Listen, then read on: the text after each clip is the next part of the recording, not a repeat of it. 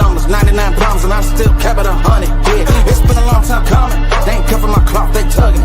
Putting up numbers, 99 problems, and I still kept it 100. Yeah, who don't play, play, play, play, who don't play. Music licensing reimagined. Play, who don't play, play, play, play, who don't play, play, play, who don't. Long time coming, like on the bottom of my feet from running. Cataracts under my eyes from hustling, going from buying and selling to customers. Run up the business, God is my witness. Turn up the sun up from Monday to Sunday. We maxing our limits. My mind running like Tom Cruise on an action movie. Moving the mission, they say that I'm tripping. I've been told I need a vacation. I'm finessing a visit.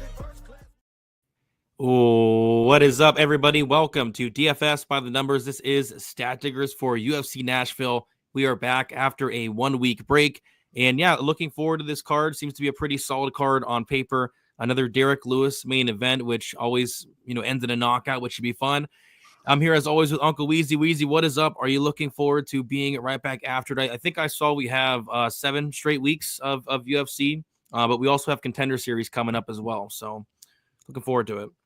This is that time of year, Brady. The basketball season's over, the hockey season is over, and degenerate gamblers are left with the UFC and baseball. And baseball, while I've been a Cub fan my whole life, and I've watched countless baseball games over the years, man. I mean, not everybody has 3 hours to sit around and watch a baseball game, But when it comes to watching fights on Saturday, I think this is the time of year where the UFC gets the most eyes. So it's going to be really interesting to see how they pull off the matchmaking on these cards, whether we start to get to some more fair matchmaking instead of seeing like 5 favorites that are minus 500 or lower. We're going to find out. But this is a fun card. I'm looking forward to chopping it up, and I think there's some decent opportunities to make some money here. Yep, there could be for sure. Before we get into it, if you guys could do me a favor, like the video, subscribe to the channel. We go live every Sunday at 10:15 Eastern time, not a second late. If anything, I think tonight, Weezy, we actually went about 5 minutes early, something like that. Yeah, man. I mean, like when you want to talk about punctuality, we're the guys, Brady. We're the industry leaders in punctuality, and that'll just continue to be the case. Gotta love it. Gotta love it. So I have laryngitis. So not a joke. I have laryngitis. It's very bad. And I just had such a long week. It felt like it was 2 weeks off. So I had a bachelor party. The next day I had like a rehearsal day for a wedding. And then the next day was like the wedding day. So it was like the longest 3 days ever. It was awesome. I was the best man. I gave a nice best man speech. But the laryngitis sucked. And then all the drinking and all the smoking didn't make it much better. So I feel like I've been hit by not one, but 2 buses. So a couple weeks ago, we went very long for 3:17, right? 3:16. Yeah, dude.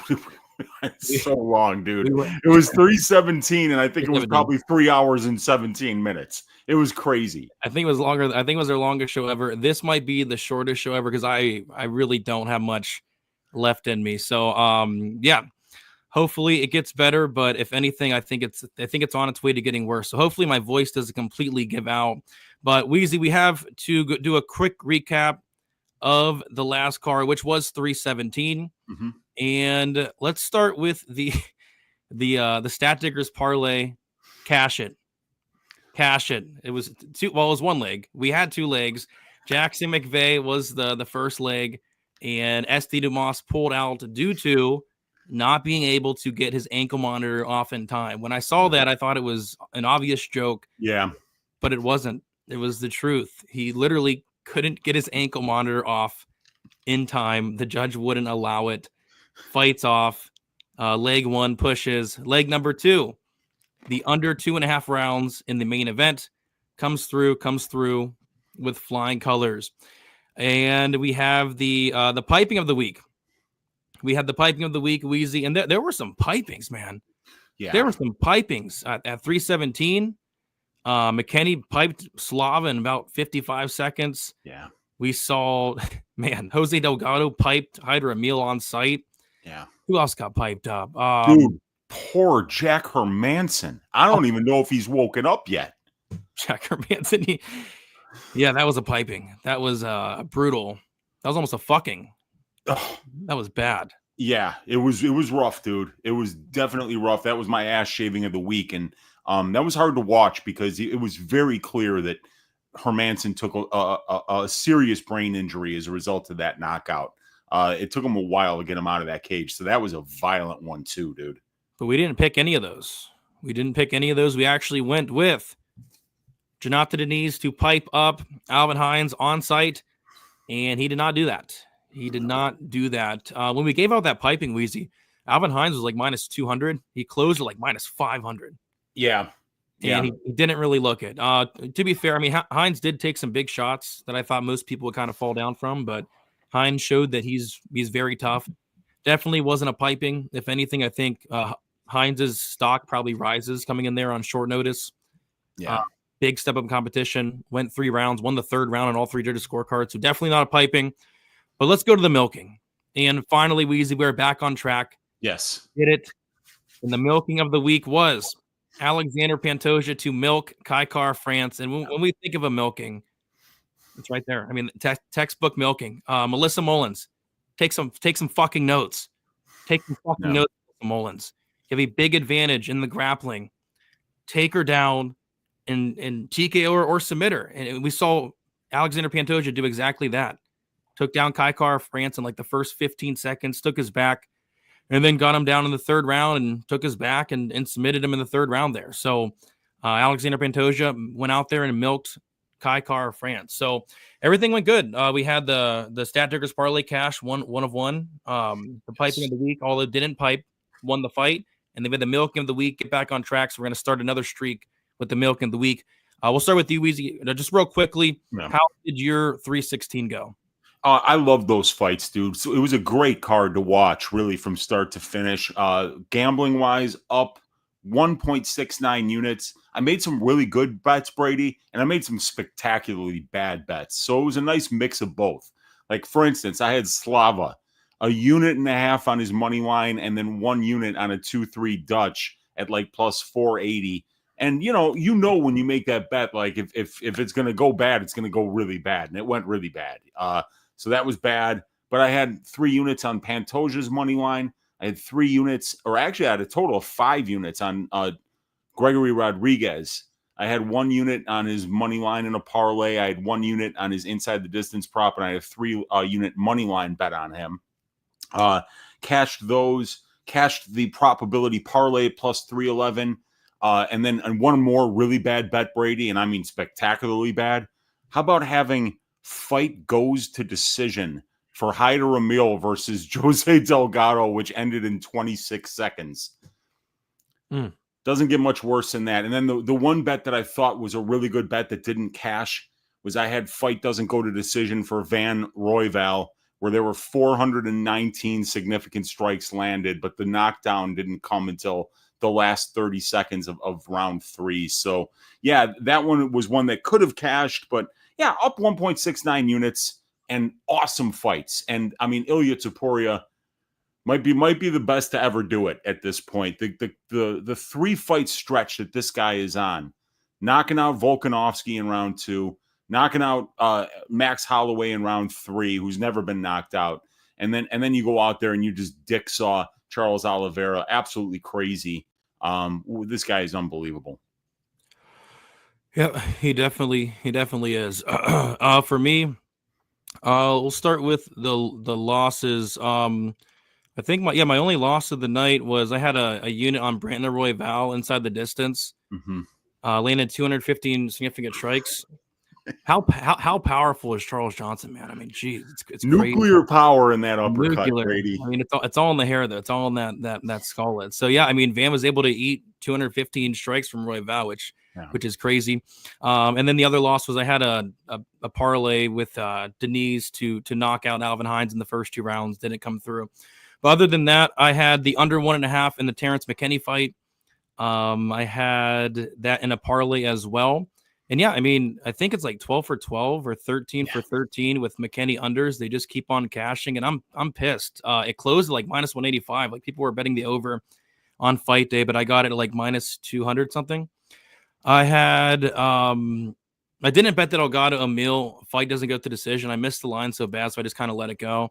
I had Rodriguez to win by knockout in rounds 1 or rounds 2. That came through with flying colors. That was about a 3-unit hit. And I kind of felt bad for Jack. I mean, Jack's such a nice guy, like one of the nicest guys. And hopefully Jack's okay. Did he wake up yet? Do you know, or he's still? Yeah, still dude. They actually said later in the broadcast that they were keeping him under observation at the arena. They weren't leaving him alone even for a second. And then when he was finally ready, then they took him to the hospital, dude. So it was serious. Yeah, that's bad. Yeah. So I bet on Benil Dariush, Wheezy, but I bet on him the first time they were supposed to fight at plus 165. Oh, yeah. What a great line. Yeah, it was nice. And the fight played out exactly how I thought. But I didn't bet it this time around because it was like minus 110. So yeah, I didn't have much action. I had Pantoja to win by submission, 1.5 units, nice. Plus 230. That was a massive hit. And then my night really came down to the main event. I had the under 3.5 in a parlay. I had the under 2.5 rounds straight. And then I had Topuria to win in rounds 1, 2, or 3. And I had, I think, like 6.5 units total on the main event. So that came through and ended up about 9.67 units on the night. Would have been a 10-unit night if I didn't put in that stupid parlay, but pretty happy with how 2 weeks ago went there. All right. So, yeah, let's keep the ball rolling with UFC Nashville. I have a feeling I won't have a ton of action. I taped pretty much all these fights. Don't have anything yet, but there are a couple things sticking out. So looking forward to talking it with you, Easy, in the chat. I'm going to try to get through most of the comments. Again, guys, I have laryngitis, but I don't have pussyitis, and that's why I'm here tonight. Yes. That's why I'm here. We got Forrest. I missed Stat Diggers a week off with the holiday. Felt like a couple weeks. It did feel like a long week. Did it feel like a long week for you? No, man. Like I really try to take advantage of weeks off, Brady, and I was doing a lot of behind the scenes stuff. So it did not feel like a week off, but I went out last night and I went hard in the paint. Got pretty drunk, stayed over at a friend's house, we had a good time. So it was good to go out there and really kind of tie one on and have some fun. But now it's back to work, 7 straight weeks. This is the hot season for the UFC. Football doesn't start until September, Brady. So, this is our time. Yeah, man, I feel rough right now. I now know how Austin Lane feels after every fight. It's brutal. Just brutal. Yeah. Let's see here. Don't believe the propaganda that Dumas pulled out due to an ankle monitor. I can vouch she was helping my blind grandmother run her errands. Bless the hood wolf. God bless him. Dude, we would have made so much money on Jackson McVeigh. Oh, God. I had 3 units on him at plus 115 plus. Yeah, I had 2 units at like plus 120. I mean, Dumas did his camp in a dog crate. I mean, yeah. And then did you see that like unintelligible tweet that he put out saying that he's got to start acting like a man instead of like a child? But then really while simultaneously saying that he needs to start acting like a man, it's painfully obvious that he spells like a 5-year-old child. So it's like, God, get it together, SD. Come on, man, get that ankle monitor off, and get back to business. You got talent. The guy's got talent, I haven't seen it yet. Oh, stop it, Brady. I haven't been impressed with one performance yet. Dude, he 30-27 Cody Brundage. Brundage didn't show. That was the worst fight I've ever seen in my life. 30-27, dude. He mopped the floor with him. And Tia Lulin, the great Abu Azaitar. This guy's got some real scalps on his resume, Brady. A lot of people talk shit about this guy, but I think, we can get him going again, man. Maybe. I hope. He got out wrestled by Dennis Tualu, and that's crazy. Oh God, I remember. That's crazy. To milk Lauren Murphy, it's like squeezing water from a stone, from a rock, from a crack rock. It's like squeezing water from a crack rock. Oh my goodness. We got Brad. Almost never make a live show. It's been every week. Have been every week for years. Let's go, Brady Weezy. What's up, Brad? Good to see you. We got Sugar. All the clocks in my house are online. and online are broken because Stat Diggers is always on time. That's correct. We were 5 minutes early today. That's We right. got Dixon in here. I saw the other moderator, Milkman, in here as well. What's good? We got Jesse, Milkers and Pipers. Let's go. We got Glimbot. What's up? Good to see you. Good to see Muhammad as well. I bet on the Cubs tonight. There you go. There you go. We got Dan from Half the Battle. What's up, Dan? Good to see you in here. Good to see you. Elijah one. What's up? What's up? Get well. It's gonna take a couple days. I think it's only gonna get worse from here on out. What's up, King? Good to see you. Yes, the one leg Stat Diggers parlay. We hit it again. Could you hear NASCAR at your house today, Weezy? No, I couldn't hear it. I couldn't hear it from where I'm at in Avondale because it's a little bit closer to downtown. So, like, I'm probably 3 or 4 miles from where it was taking place, so I could not hear it. My bankroll looks like it's been pushed by Tapori and Robocock. Let's have a week. Let's do Get it, it man. back. We got Blaze Hayes every day is with the $2 donut. Appreciate you, Blaze. He says, give Uncle Weezy money now. Freeloaders. Let's go. Let's go. Give your Uncle Weezy money now. Stop freeloading. You gotta hate those freeloaders, man. Yeah, man. Hermanson got piped to the depths of hell. Yeah. Shout out Dr. Peener. What's up, Dr. Peener? Let's see. I got a feeling Brady won't be saying it tonight. Vocal cords, get some help. Yeah, it's bad. It's very bad. Tapori is a beast. What a scary dude. Yes. My God. Yes, he is. Terrifying. We got KD. What's up? I got tickets to this card. Super excited. Yeah, I was thinking about maybe going, but not going to make it, unfortunately. Oliveira, early stoppage. He had Ilya right where he wanted him. There you go. I would allow Brady to cut the queue and inspect his pendulous man beef. Okay. You'd be lucky to let him do that, Brady, because this guy's the best in the country, you know, and we don't talk enough about penis health here on this show, but it is something that is very important to both of us here, and it's important to our audience as well. Yeah, agree. I don't really want him to inspect my man beef, though. Laryngitis is a good excuse, but we all know you're still suffering from that chlamydia you got a few weeks back. No, that's all cleared up. Absolutely all cleared up. Let's see. Free the Hood Wolf. He's free, man. He's free. Somebody's got to mentor this. That dude. Somebody's got to mentor him. Bub saying stop it. Got tickets to this fabulous card. Enjoy it. Should be fun. We got Rowdy in the building. What is up? Derek Lewis money line this week. Or you could bet the knockout, which is probably gonna be worse than the money line. Money line 215, KO prop plus 210. God, I love it. All right, guys, we got through the chat nice and quick. Like I said, it's probably gonna be a shorter show tonight. But first, before we get into it, we do have to shout out the sponsor, and that is our guy Avery. Shout out to Avery for sponsoring the show, guys. Go give him a follow at MMA_Very on X. He came on 2 weeks ago and did a nice special guest appearance. And a lot of people liked it. So maybe in the future, we can have more special guests come on for maybe a pay-per-view, maybe breaking down a fight. I think that'd be pretty cool there. But yeah, shout out to Avery for coming on, and shout out to Avery for sponsoring the show.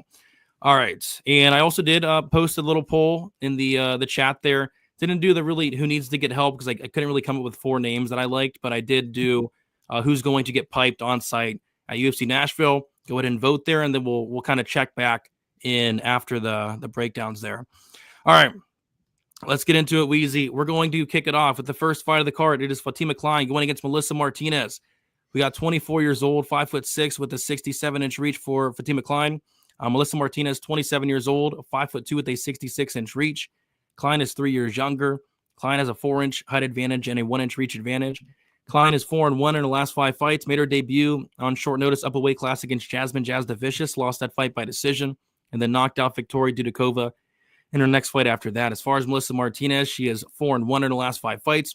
Made her debut against Elise Reed, lost that fight by decision, and then beat Alice Ardeline by decision her next fight after that. So there's a couple fights on this card, Weezy, where we have massive favorites. Massive favorites, and this is one of them. Let me refresh these odds here. Fatima Klein is sitting as a minus 1,400 favorite here against Melissa Martinez. And I think the reason that is because, and there's really only one reason, Melissa Martinez got out-grappled by Elise Reed. if I wasn't so fucked up right now, I'd do the whole. I did the Molly McCann. Remember that the Molly McCann laugh when Molly McCann got. I would do something like that because it's so bad, man. She got out grappled by Elise Reed. And then I thought she lost to Alice Ardeline. So now she's going against Fatima Klein, who is a legit black belt, who's good everywhere, really good striker, grappling background. And it's hard not to picture Fatima Klein just being able to get this fight to the ground at will. I mean, we saw Elise Reed literally take down Martinez with no resistance, get to her back. I think Melissa Martinez is in a lot of trouble, but they're all over it. Minus 1,400, 14 units to win one. What do you say? Oh, yeah, no thanks, man. Not after watching Melissa Mullins go out there and not grapple, because if Fatima doesn't get takedowns here, this is going to be a close fight.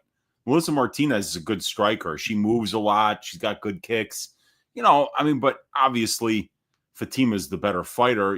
I think her striking, Fatima's striking is way better than Melissa Martinez's grappling. Let's put it that way. I mean, Fatima looks clean on the feet. She looks well-rounded, and she's still not even 25 years old, Brady. So obviously, she's got a ton of upside here, but Melissa Martinez was born into a fighting family. She's got, she's been in the gi since she was probably 3 years old, Brady.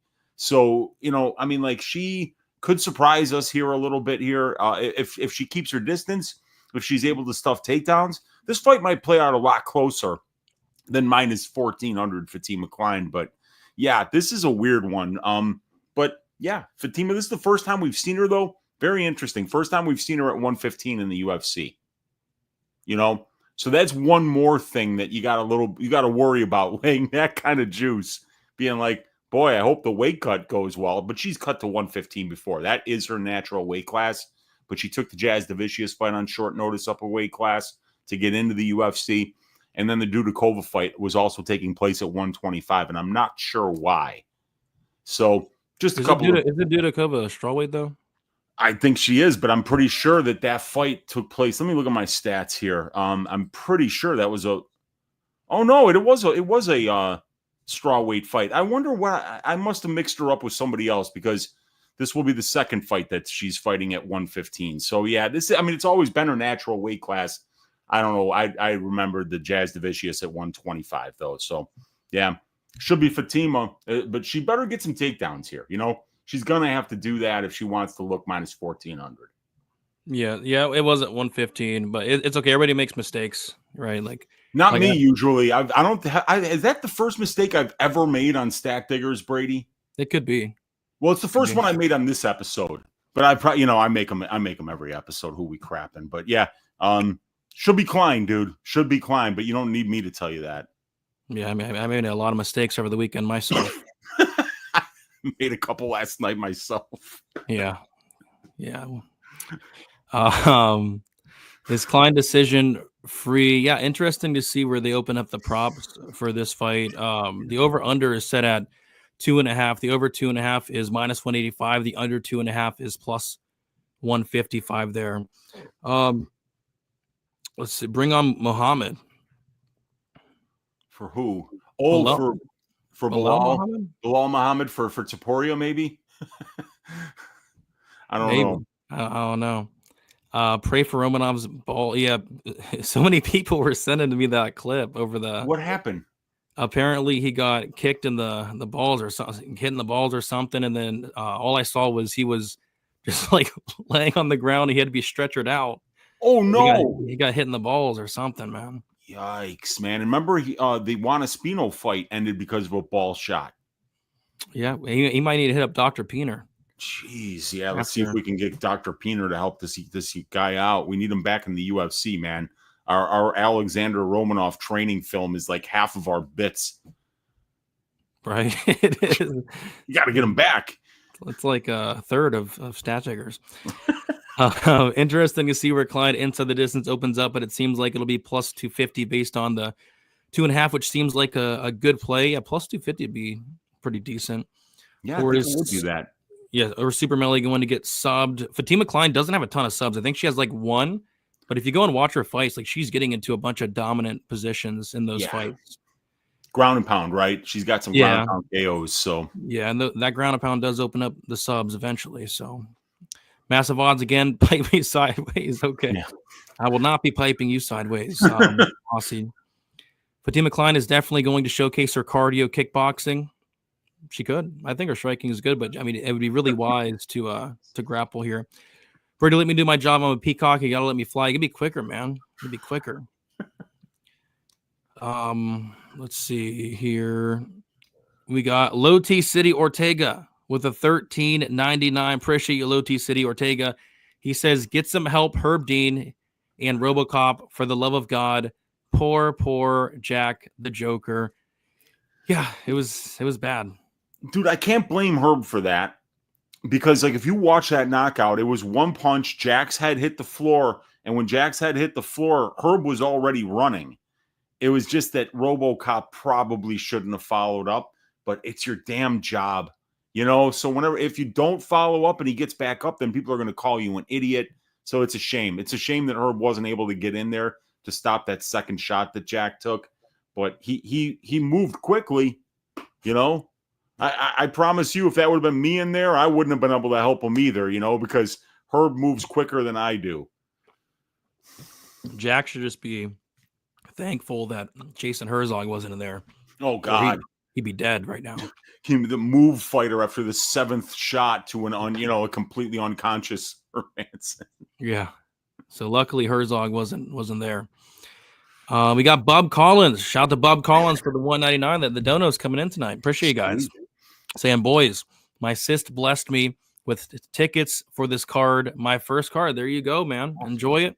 Should be a pretty solid card. Pretty solid card coming up this Saturday. Enjoy it. Nashville's a fun city.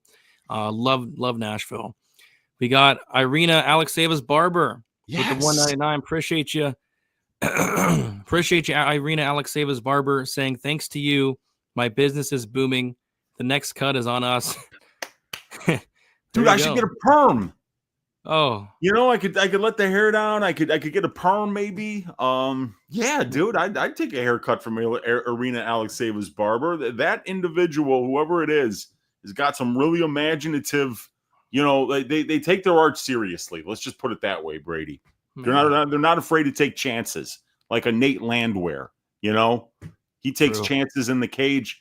Irina Alexeyeva's barber takes chances with the scissors. Dude, man, if you'd have to pay me to get a perm, man, if this vid gets 200 likes, I'll get a perm. Is that fair?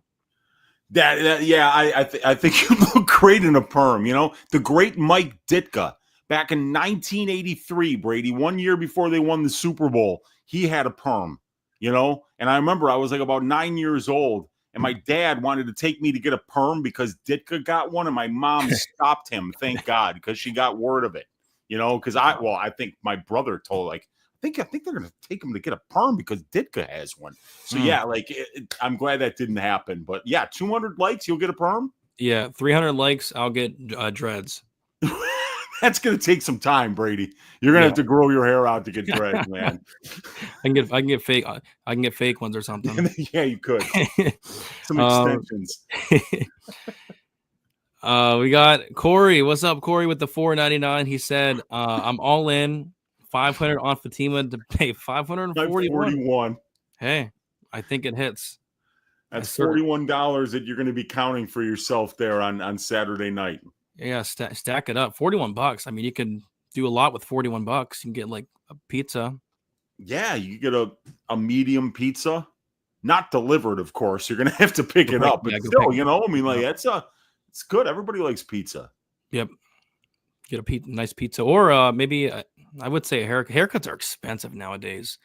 My brother got a haircut. He said it was talking about like $100. Are you kidding? Like $100 haircuts nowadays. What's wrong with people? That's crazy, man. That's crazy. That's why I just grow my hair out. I don't cut it till it gets down to my ass, you know, and then it's one cut every 3 years. Save a bunch of money. Yeah. 100 likes and they won't go to 30. 1,000. We got to get 1,000. Don't go to. Oh my gosh. There you go. I'm going to be appearing on Half the Battle with Dan Levy on Wednesday night, Brady. Hey.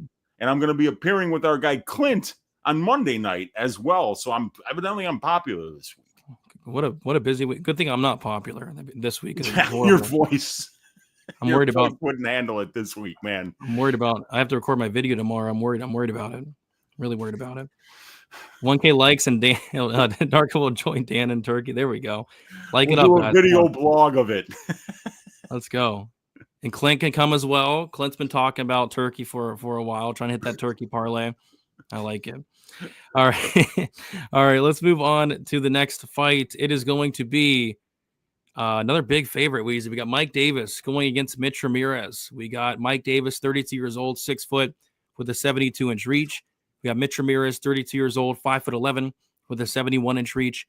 We got a same age there. Mike Davis, 1-inch height advantage and a 1-inch reach advantage. Mitch Ramirez, he is 3-2 in his last 5 fights. Had a second-round knockout loss to Carlos Praches on the Contender Series.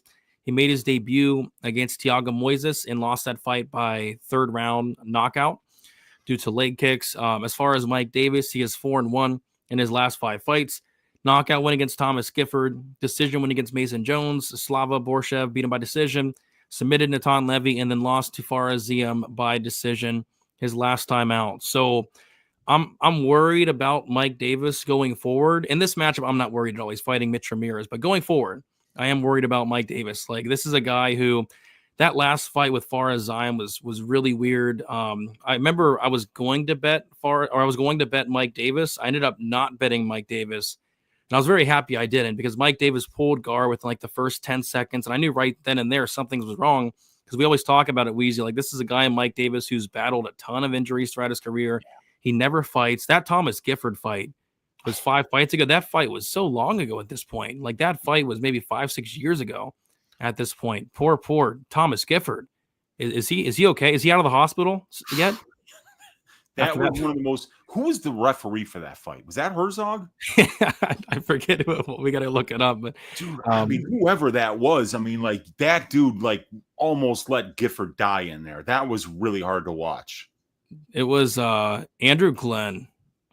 Wow, Andrew Glenn, because we've seen him. I mean, like, I've seen Andrew Glenn in there quite a few times. I don't ever remember him having a really bad performance, but and I mean, the crazy thing is that Gifford was moving, but eventually at some point, this was 3 rounds, Brady. It wasn't like he stopped it early in round 1. I mean, like, there was like 30 seconds left in the fight, and this guy had absorbed like 150 significant strikes. So, go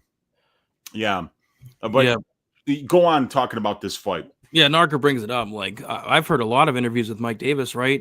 And every interview I'm listening to, Weezy, it's just a bunch of excuses about last fight. Like, he was naming every excuse in the book.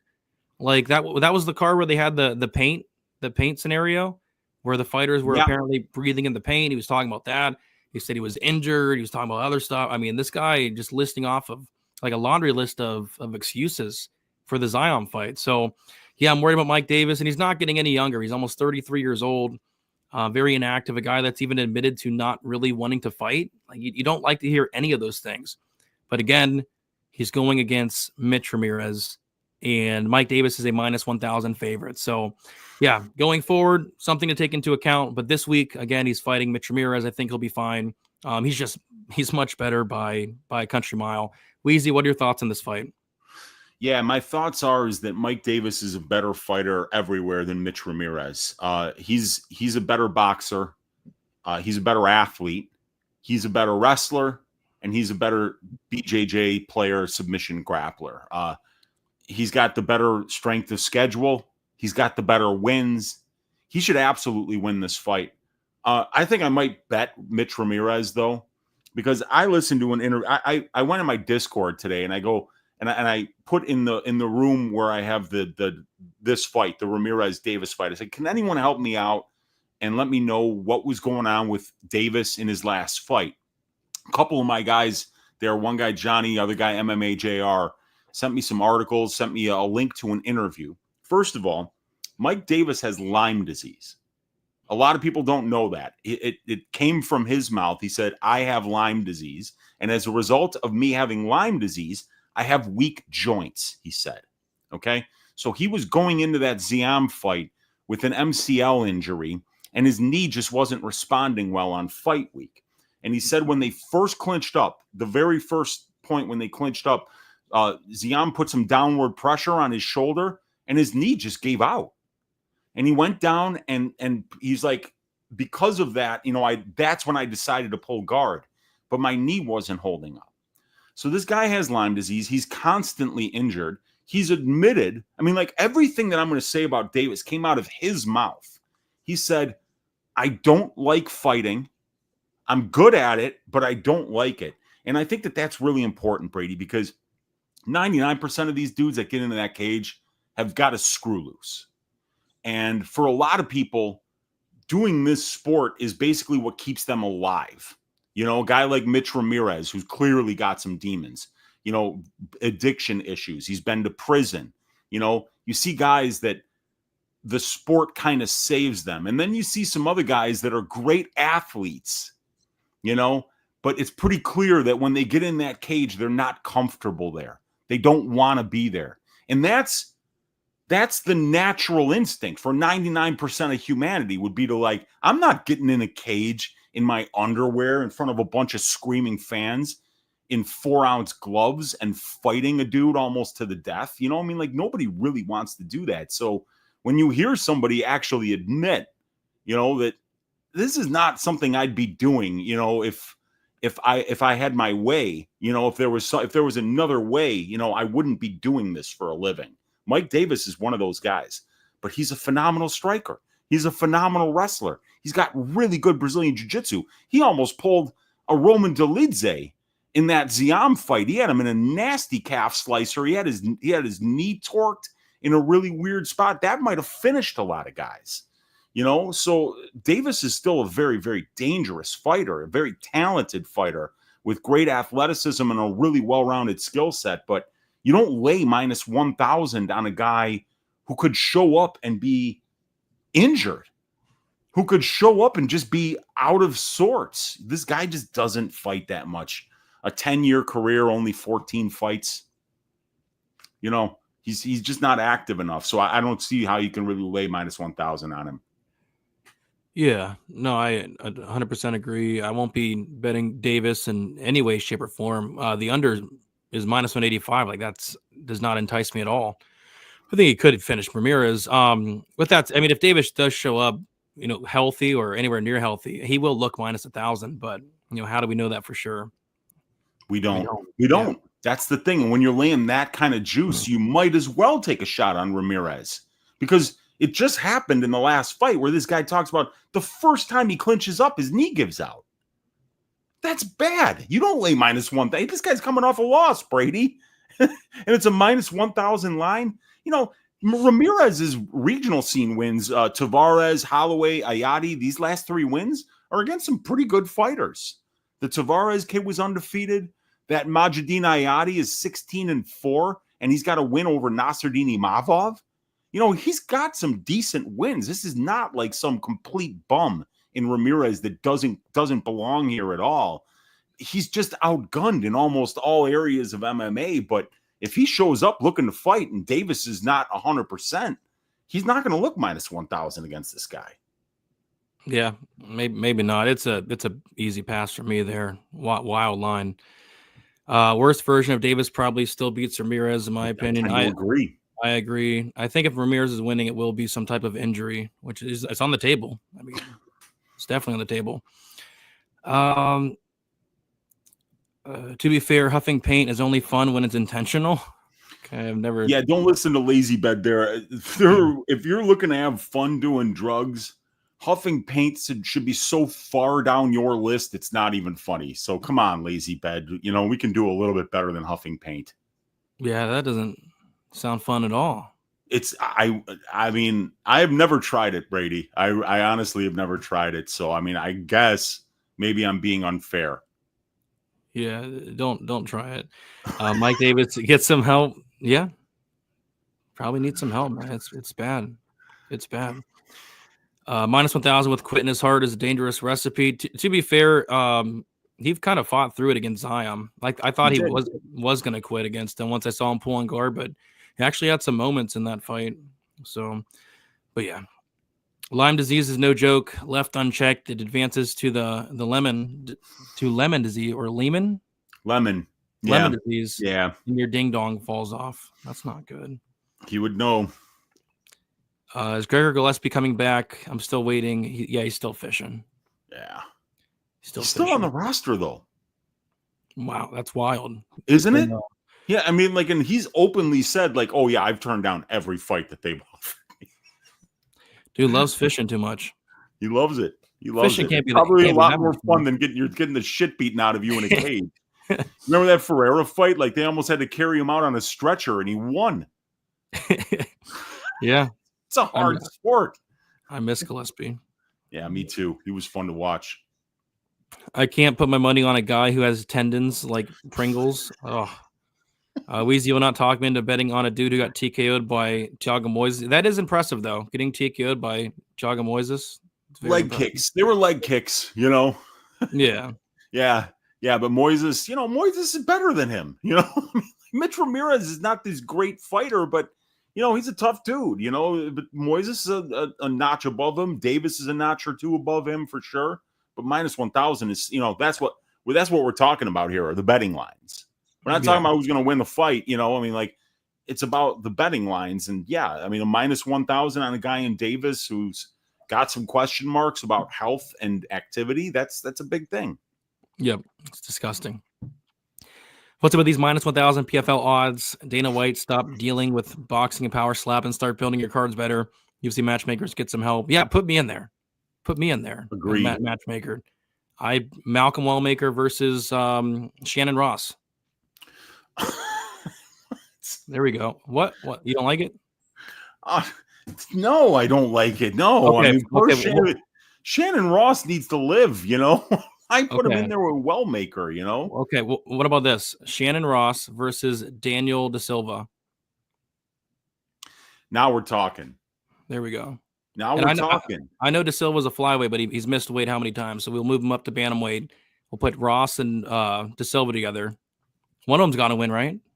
I just saw Daniel Da Silva fight. He was in not the last Tough Enough card, but 2 Tough Enough cards ago.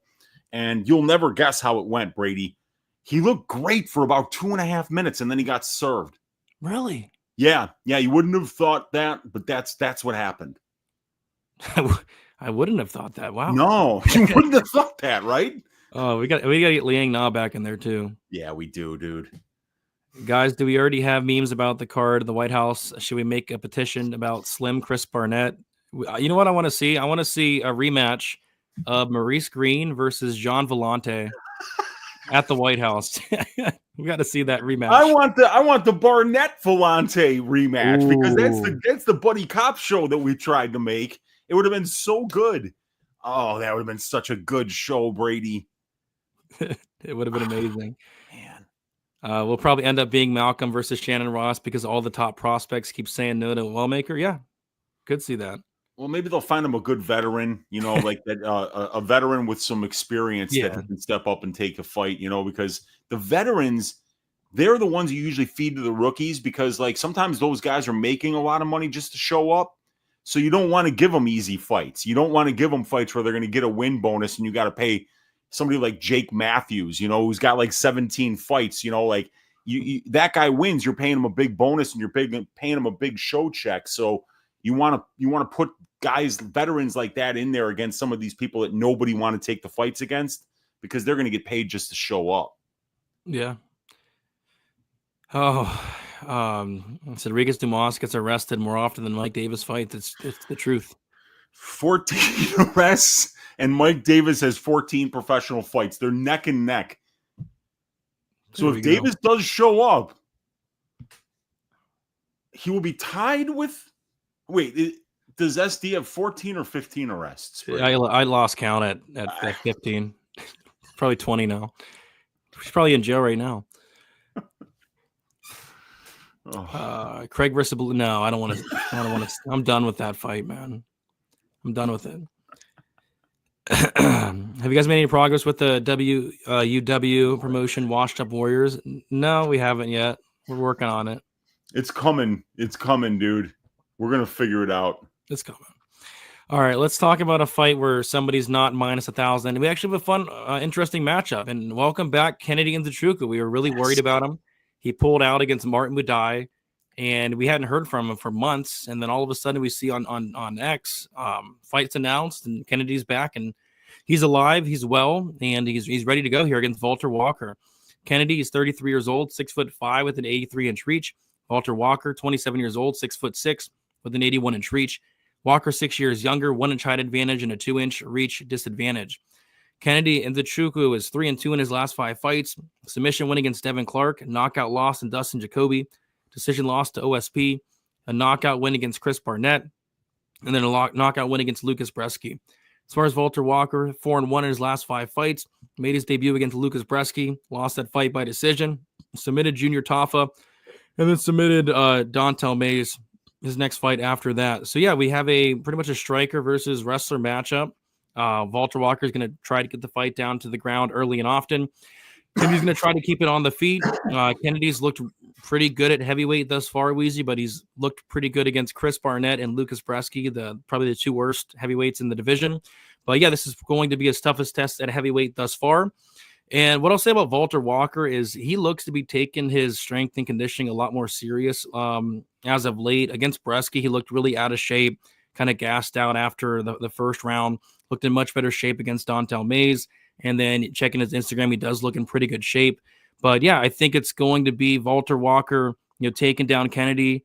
And I don't know if he's going to submit Kennedy, but, winning enough minutes on the ground to potentially win a decision, or Walter's going to get tired. Kennedy's going to stuff takedowns. And if Kenny can stuff takedowns, especially later in the fight, and put that pressure on, could potentially see Kennedy getting his typical 2-3 finish. So I'm kind of leaning Kennedy, but Kennedy's always one of these guys who's tough to trust, especially at chalk. And it's definitely going to be his toughest test at heavyweight so far. Weezy, what are your thoughts on this fight here? Yeah, this is a great fight, I think, because Kennedy's a guy that I think is in the right division now. He doesn't have to make that brutal cut down to 205, and he's got great size for the division, 6'5", 83-inch reach. He's a southpaw, so he's got all the right tools for the division. And I think he's got pretty good takedown defense. I don't think Kennedy's going to be easy to take down and hold down. And while Walter Walker was able to do that against Junior Tafa and Dontel Mays, guys, you cannot forget that he wasn't able to do it against Lucas Bresky. And that's a serious fucking problem. But Walker's one of these guys also. He's only 27 years old, so he's super young for this division. He's 6'6" with an 81-inch reach, and this guy can legit wrestle. And that's a very rare combination at this level, is to be able to have that ridiculous size and the ability to be able to wrestle and push a grappling heavy pace for a full 15 minutes. And Walter can do that. He was still wrestling when he was tired against Bresky. He was giving up some of those positions and winding up losing some minutes, getting underneath Lucas when he wasn't good enough to take him down. So Kennedy's going to be the much better striker here. He's the much better athlete. And he's obviously fought the much better brand of competition and has been tested at a much higher level. So while Walker, I think, is a really intriguing prospect at only 27 years old with the wrestling base in the heavyweight division, and he's not just wrestling and winning minutes, he's actually showing the ability to be able to finish fights with his heel hooks. So I think Walker is a great prospect for the division, and he's going to continue to get better. It looks like like Brady said, he's taken that strength and conditioning a little bit more seriously. He looks like he's lost weight since the Bresky fight and put on a little bit of muscle. And yeah, he's young and getting better. So I think it's going to be a really fun matchup here. I think these guys are pretty well matched, but I got to go with Nzechukwu, dude. I love the cardio that this guy has. I love the pressure that he fights with, and his takedown defense historically over 13 UFC fights against better athletes down at 205, Brady. 82.5%.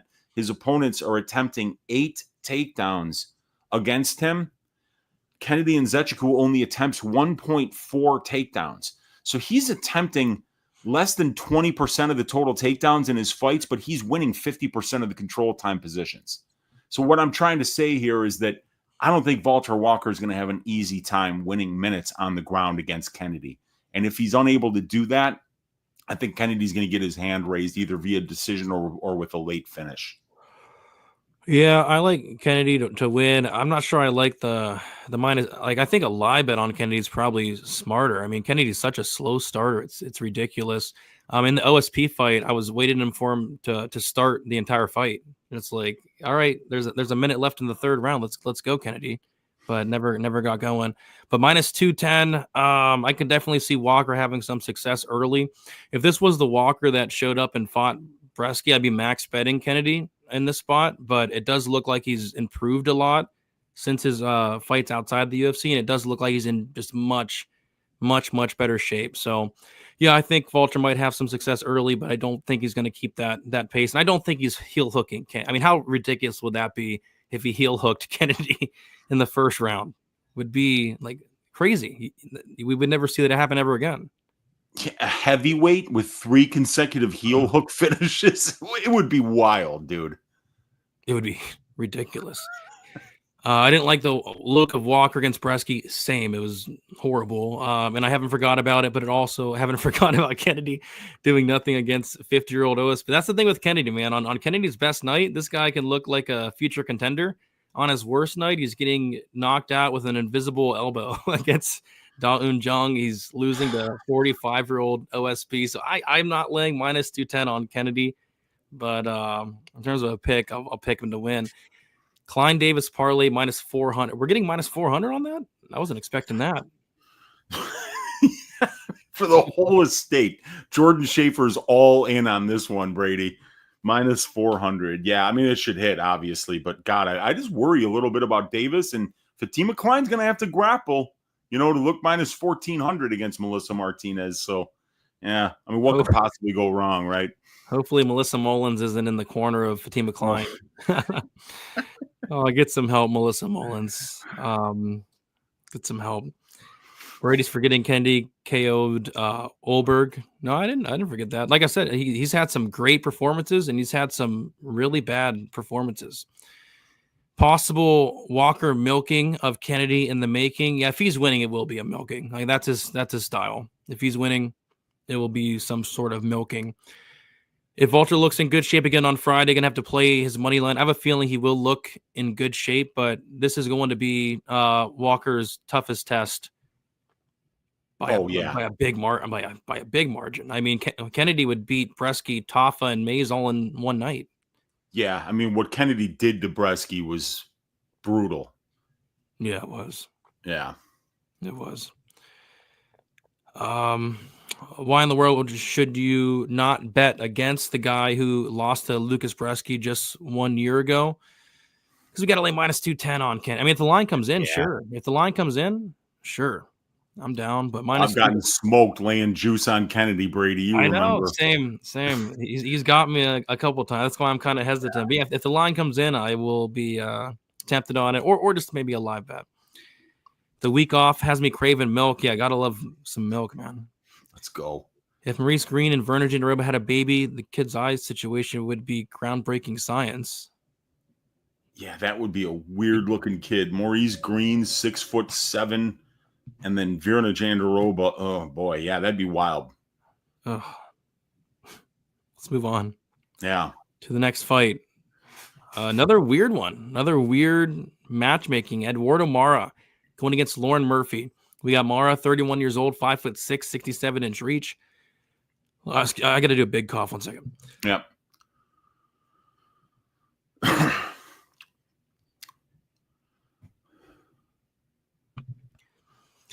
Lauren Murphy, she's 41 years old, 5'5" with a 67-inch reach.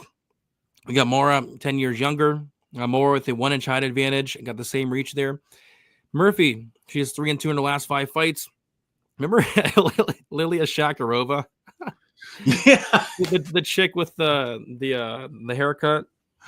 Yeah, she only fought once. She got iced, and then I think she tested positive for all the steroids all the steroids. She got like a 3-year ban. Never heard from her. She had one of the best haircuts I've ever seen. Shout out to Lilia Shakarova. Yeah. Hopefully she's doing well. But anyway, she beat Joanne Calderwood by decision. Got knocked out by Valentina. I was at that fight, and that feels like it was so long ago. It's like it's been a while. Last fight for Murphy was against Jessica Andrade, where Andrade beat the brakes off of her 3 rounds. That fight was, about 2.5 years ago? Yeah, 2.5 years ago, dude. Yeah, and she's almost 42 years old. Yeah, it's bad. Eduardo Mora, she is 4-1 in her last 5 fights. She submitted Silva on the Contender Series. She TKO'd poor little Montserrat Ruiz. Just a brutal ground and pound. Lost to Denise Gomes by a decision, and then beat Veronica Hardy by decision. So yeah, another big favorite. Eduardo Mora now minus 700. We can throw her in the parlay with Mike Davis and Fatima Klein, and we get it down to minus 300 there for the 3. But yeah, you got to go Mora by default. Murphy, she hasn't fought in so long. She's about to turn 42. Hasn't looked that great. Should be Mara here, but minus 700. I don't love it, to be honest. Like Murphy, like if this was Murphy a couple of years ago, like Murphy typically does have good takedown defense. You know, she is very tough. She's not the worst. I mean, she fought for a title, right? A couple years ago. So, but it's hard to really put any money on really either of these fights. I'm not laying minus 700 on Mara, and I'm not betting on a 42-year-old that's on a 2.5-year layoff. So yeah, it's going to be one big giant pass. I guess the interesting thing would be whether or not Mora is able to get on top and get a finish. Would have to be like maybe a TKO or a sub, but probably Mora just doing enough to win a decision. I don't like the minus 700 though. I don't care how old Murphy is, but yeah, Mora for me. But geez, another terrible line. Terrible line. Yeah. But Mora's really good, though. I think she's going to have a bright future, and she's finally in the right weight class because she was trying to make 115 for a while, Brady. You remember? And it's like, come on. You know, you're 5'6" with a 67-inch reach. You're not making 115 pounds. So it's good to see her up at 125. I think she's going to perform a lot better at this weight class. Love her skill set. Great wrestling, great minute winning abilities, great ground and pound when she gets the top position. And she can, you know, use that ground and pound to set up submission attempts. So I think she's going to have a bright future. And a win against Veronica Hardy's a really solid win. And she went 50-50 with Denise Gomez for 3 rounds. So I think that she's got a bright future here. And Lauren's almost 42 years old, Brady, and on a 2.5-year layoff. So activity is very important. Not having ring rust, that's an important thing. And when you're, you know, the older you get, the more seriously as a capper, I take the layoffs. You know, when you're talking about, you know, if you're a 42-year-old fighter, but you're fighting twice a year, every year, you know, you're obviously in better shape than somebody that can't get to the cage or is coming off a really bad loss where the fight probably should have been stopped 3 or 4 different times. I mean, she took an ass kicking from Andrade. So it's really hard to back Lauren Murphy here. But we're playing the odds. We're not really playing, you know, who's going to win the fight. And obviously, I think the value's on Murphy. If she shows up and looks like the type of fighter that could still make a title run, she's going to give Mora a difficult time. But the chances are Mora's going to get takedowns and dominate her on the mat. So riddle me this. Okay. We take Fatima Klein minus 1,200. Sure. We take Mike Davis minus 900, and we take Eduardo Mora minus 600, and it comes That's out. Got to be like plus 350. No, actually, minus 247. Wow. So 2.5 units to win just over 1. That's brutal, dude. Or 5 units to win 2. What do you think? Thanks, man. I'm not doing it. Not doing it. All right. What about if we throw the very reliable Vitor Petrino in there at minus 650? You know what? I think Petrino's the most reliable out of all 4 of those names, actually. That's why I said it. He's very reliable. Yeah, I think he's more reliable at a cheaper price than Mora is. I think he's more reliable at a cheaper price than Klein is. And I think he's more reliable at a cheaper price than Mike Davis is, actually. So how about this? What's the line on Petrino? 650. So only 6.5 units to win 1? Oh, God. Oh, and then his knockout. Austin Lane. How does Austin Lane win that fight? Dude, Petrino's knockout prop's going to be minus 300. And then Petrino's going to randomly sub him somehow. He might sub him, yeah. Yeah. He could get a sub. He's a good grappler. Yeah, he's decent. So Klein, Davis, Mara, Petrino comes out to minus 161. Oh, it's a tough card, Brady. It's tough to make money on these fights, because all the value's on the dog, but the line gets to -700 for very good reasons. Yeah, So, that's why I'm waiting for the props to drop, because not much you can do with these money lines. So yeah, the totals over 2.5 is -285, under 2.5 is +225. So Murphy, the kind of the one thing she's known for is being tough. So I think that's why that over is juiced there. But if Mora can get into like a dominant position, rain down some ground and pound, as long as Herzog's not in there, maybe she can get a TKO stoppage potentially. But all depends whether or not Herzog's in there. yeah, I could see it. I mean, like if you look at Eduardo Mora's, clinch numbers, she's landed 8 and absorbed 17, but in her ground striking, she's landed 57 significant strikes and only absorbed 9. So she can really do some damage when she gets on top of her opponents. And Lauren has pretty good clinch numbers. She outlands her opponents 125 to 110, and she's also outlanded her opponents 107 to 48 in ground strikes. So think about that. 14 UFC fights, and she's only absorbed 48 significant ground strikes over those 14 fights. So that's something important to look at. Though the numbers can be helpful if you look at specific numbers in specific types of matchups. So, Lauren might perform a lot better here, especially if she's been training, especially if she's taking this seriously. If she's trying to get a win check here, but most likely the 10 years younger fighter that's been a lot more active is probably going to get the job done. Yep. Agreed. Let's see what we got in here. Murphy getting piped.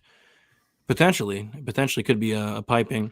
256 watching, only 17 likes. Viewers, get some help. Smash a like. If we have nobody wants to see Brady with a perm, so I don't think we're going to get any likes too. That could be it. If we had 17, then we gotta. That'd be horrible. Let's see. 97. It's pretty good. That's pretty good. I don't know why they do that, Steve. You got to refresh sometimes, and then it gets the likes up. So we're at 100. We're about halfway to me getting a perm, which would be awful. No offense to anybody that has perms. I just don't think I'd be able to pull it off as good as Irina. Laura Murphy is so old she forgot she's a fighter. Hey, if I got beat like that across 3 rounds, like against Jessica, I don't think I'd show up either. I mean, that was bad. I bet Herzog she took the appropriate amount of time off. Almost three years, yeah. Dude, I bet Herzog was reffing that Andrade fight. Let's see. Who? Oh, Osiris Maya? Oh, so it must have been in Brazil. Osiris Maya is a very experienced Brazilian referee that whenever they go there, he's definitely working the card. Yeah, he does sound familiar. Yeah. Agreed, Steve. Lauren was old as F, fighting in real age when she last fought. True. They can talk about her great story. What's her great story? I don't know. Actually, a great story. I think she overcame some adversity, like a lot of fighters have in their lives. Is that why they call her lucky? Maybe. I really don't know her story, to be honest with you. But she's trash, and she gets trashed Saturday. The odds are trash, though. Yeah, they're baking in that she's trash. They're baking that in the line. It looks like -700. Oh my goodness. It opened up -500, so could have got it at a better price. But minus shout out to everybody that got -500. You beat the line. And I have a feeling it gets wide. I have a feeling it gets wider with all the parlays coming in throughout the parlay boys. Yeah. Oh gosh, Murphy looks like Sergey Spivak sucked out all of her life force. Mora the milker, possible milk. It is on the short list for a milking. Definitely on the short list. If she's winning, it is probably a milking. Mora by finish. Odds going to be solid, and then we'll listen to a horrible after fight retirement speech from Lauren. Yeah. Judging by the under 2.5 being big plus money, Mora by finish will be big plus money. So if Lauren looks 42 years old, you could get that finish there. We got Forrest saying watching Stat Diggers on a Sunday evening is almost as good as sex. Not quite, but close. Melt that subscribe button, pipe up the like button. Appreciate that, Forrest. Appreciate you, man. Appreciate it. Lauren's, yeah, she did confirm she's retiring. Okay. She's 42, probably not a lot of gas left in the tank. Yeah. It's getting up there. Petrino. Yeah, we added Petrino. Austin Lane was born to get KM. Poor Austin Lane, dude. Yeah. Appreciate you, KM. Murphy retiring. Mike gets subbed. Has no reason to fight out. Yeah, like I said, all depends on who's reffing the fight. It could be like a mercy stoppage. Like, okay, that's probably enough. She kicked heroin. Yeah, that's not easy to do. There you go. Shout out to Laura Murphy. Mora decision. Mora by flying triangle. Whew. There we go. You could see it. You never know. We might see a flying triangle in the Walter Walker fight. He could pull off a potential flying triangle there. All right, let's move on to the next fight. It is going to be Jake Matthews going against Chidi and Jaquani. We got Jake Matthews, 30 years old, 5'11" with a 73-inch reach. Chidi and Jaquani, 36 years old, 6'3" with an 80-inch reach. I got to cough really bad, but I'm gonna keep going. I'm not a pussy. Jake Matthews, 6 years younger. Chidi with the 4-inch height advantage and a 7-inch reach advantage. Jake Matthews, 3-2 in his last 5 fights. Decision loss to Matthew Semmelsberger. Submitted Darius Flowers. By the way, we need to get Darius Flowers back in there. As soon as possible. Michael Morales lost by decision, beat Phil Rowe by decision, and beat Francisco Prado by decision his last fight out. As far as Chidi and Jaquani, 3-2 in his last 5 fights. Decision loss to Albert Duraev. Knockout loss to Mikhail Olazechuk. Decision win against Reese McKee. Decision win against Jared Gordon. Knockout win against Elias Zaleski dos Santos. So this is a very interesting fight for both me and you, Weezy, because you've been cashing on Chidi his last couple fights, and I've lost probably almost 10 units his last couple fights. Like how I had the under in the Duraev fight. Somehow Chidi goes out there and gets like 30-27 by Duraev. It's the most ridiculous fight I've ever seen. I don't think it was 30-27, but it was just an awful performance. Reese McKee, I had the fight doesn't go in the Reese McKee fight. Like how was that fight going to decision? Reese McKee versus Chidi and Jaquani. They clinched for 15 minutes. Yeah. I took a dog shot on Jared Gooden, which was a horrible bet. And then I took Elias Zaleski dos Santos to win inside the distance, which he did have a big moment. He did knock down Chidi, did hurt him, but ultimately that bet loses as well. So I've lost a ton on Chidi fights, and you've been cleaning up. So I'm going to kick it to you, Weezy. You're on like you said, we were talking about it earlier. Chidi to me is Charles Johnson for you. Yeah. I don't know. It can't be that bad. I am the worst in the world at. I mean, like it would be mathematically impossible to have a worse record of betting Charles Johnson fights than I do. So I think you're being a little bit hard on yourself. Yeah, maybe a little bit. Maybe a little bit hard on yourself, you know. But I mean, like I am literally 1-9. Oh gosh. I mean, 1-9 on fight picks in Charles Johnson fights. The only one I got right was Jimmy Flick. So like I can't wait till he fights again because like remember when Paul Shaughnessy got like 8 Vince Pichel fights in a row? You know, and Vince Pichel whisperer and all that stuff. Like I am literally the Charles Johnson whisperer because you just got to do the opposite of what my pick is, and you're cashing at an alarming rate. So I mean, I can't wait because that's going to be a big week for me because I'm going to get it wrong again. Pretty much like 95% sure of that, and people will be able to fade me and make a ton of money. Maybe I like Chidi here. Wait. I also lost on the Marc-Andre Barrio finish only. Oh, I lost on that too. We both got smoked on that one. I was like, oh, Barrio's so durable. There's no way that Chidi's going to finish him. 30 seconds into the fight, Chidi's sleeping, man. It was, Barrio was sleeping. Yeah. That was wild. So that's that. So you like Chidi here? I do like Chidi here, yeah, because first of all, I think where Jake is going to be better is with the grappling, you know. But this guy never wrestles. He'll only wrestle if he's not supposed to. So if this fight takes place at distance striking range, I don't see Jake winning this fight. He's going to punch his way into the pocket. He throws a lot of combinations. He loves his check left hook. Jake's really good on the feet. But Chidi's better. Chidi's got much better long-range weapons. He's got a lot more power than Jake Matthew does. And the X factor here is the clinch. You cannot be in the clinch with Chidi and Jaquani. It's going to go really bad. And he's strong there, so he can win minutes there. And his clinch striking numbers, check these out, Brady. Chidi over 8 UFC fights. 8 UFC fights, this guy has landed 121 significant clinch strikes. You remember when he iced Dusko with an elbow from the clinch? Poor Dusko, yeah. Yeah. Do you remember when he iced Elizeu Zaleski dos Santos with a clinch knee? Oh, yeah.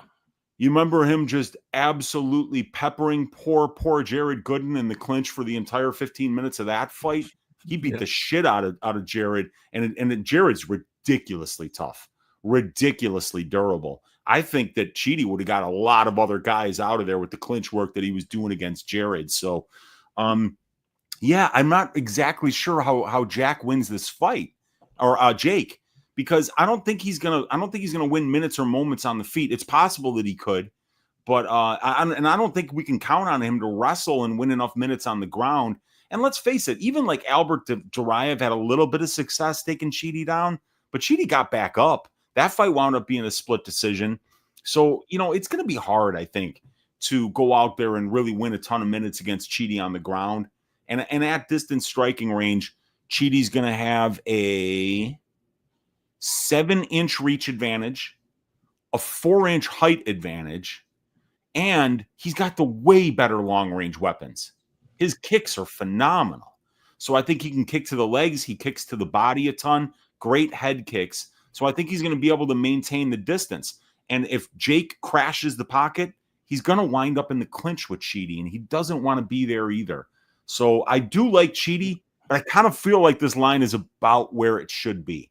I don't think you should be laying big juice on a guy like Chidi who's got a massive weight cut, because if you get in pre-flop on this guy, and he looks like dog shit on the scales, which is a definite possibility. He missed weight last time out against Elizeu Zaleski.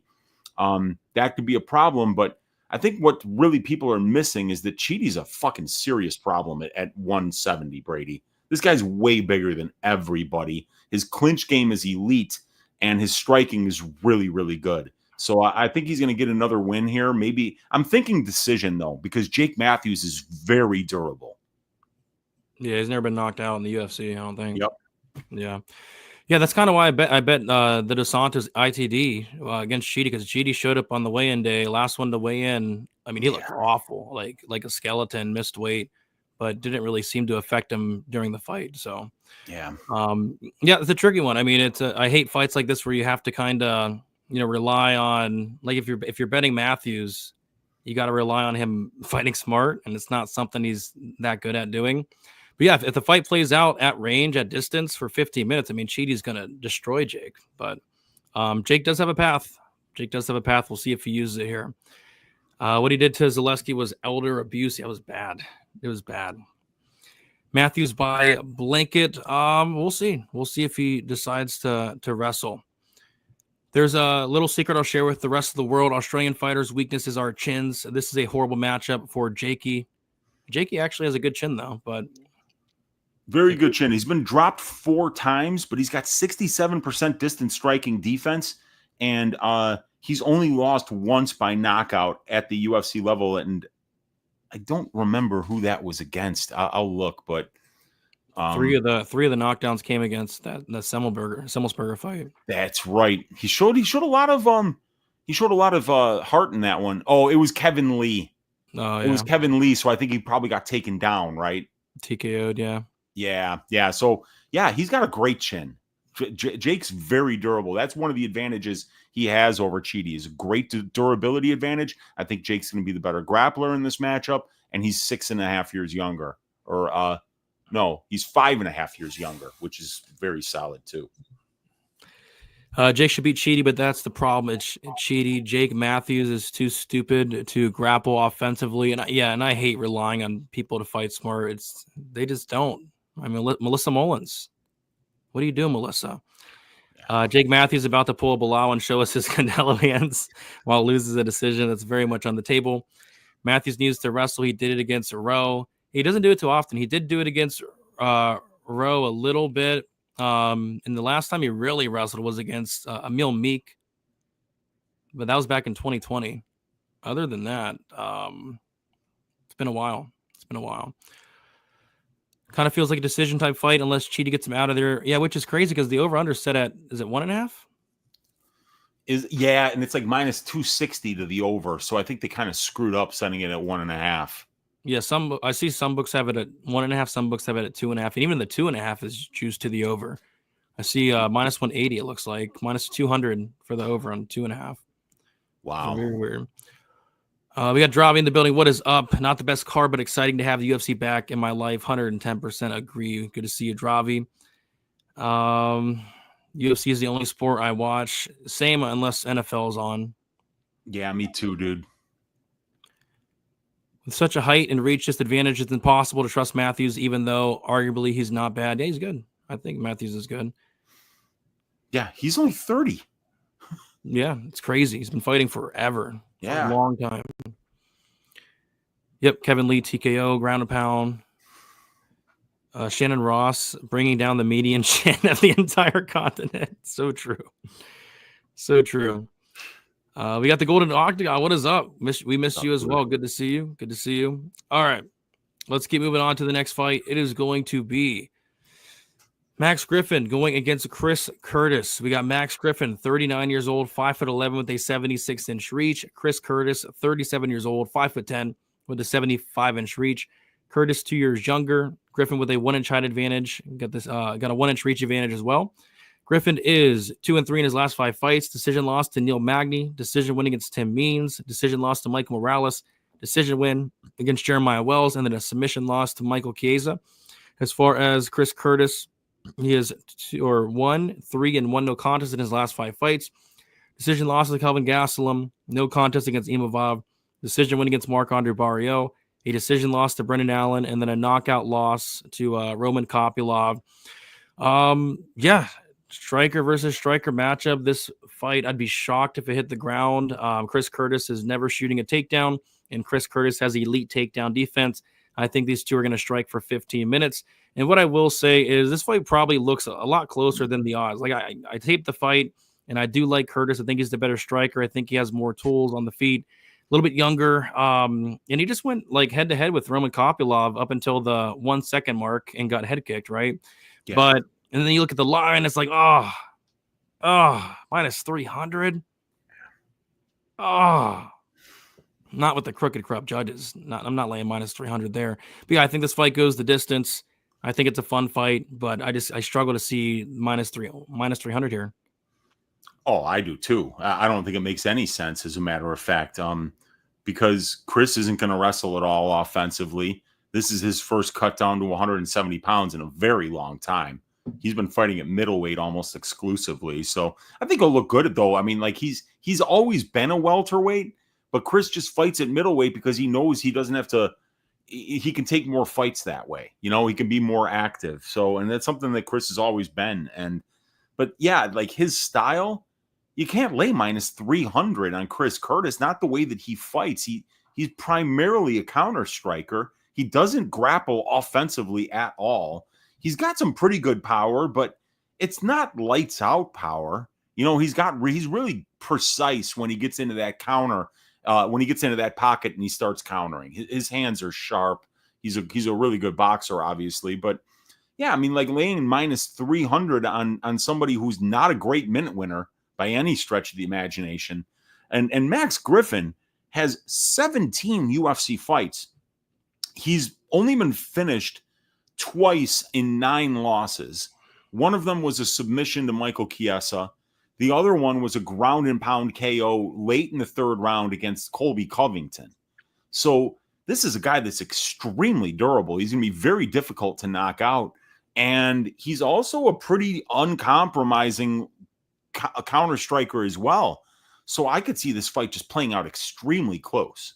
And if we're 6 fights into the card, Brady, and none of the favorites have won yet, and Vegas needs a parlay buster, this decision could get super greasy, because what do we have the over 2.5 rounds at in this fight?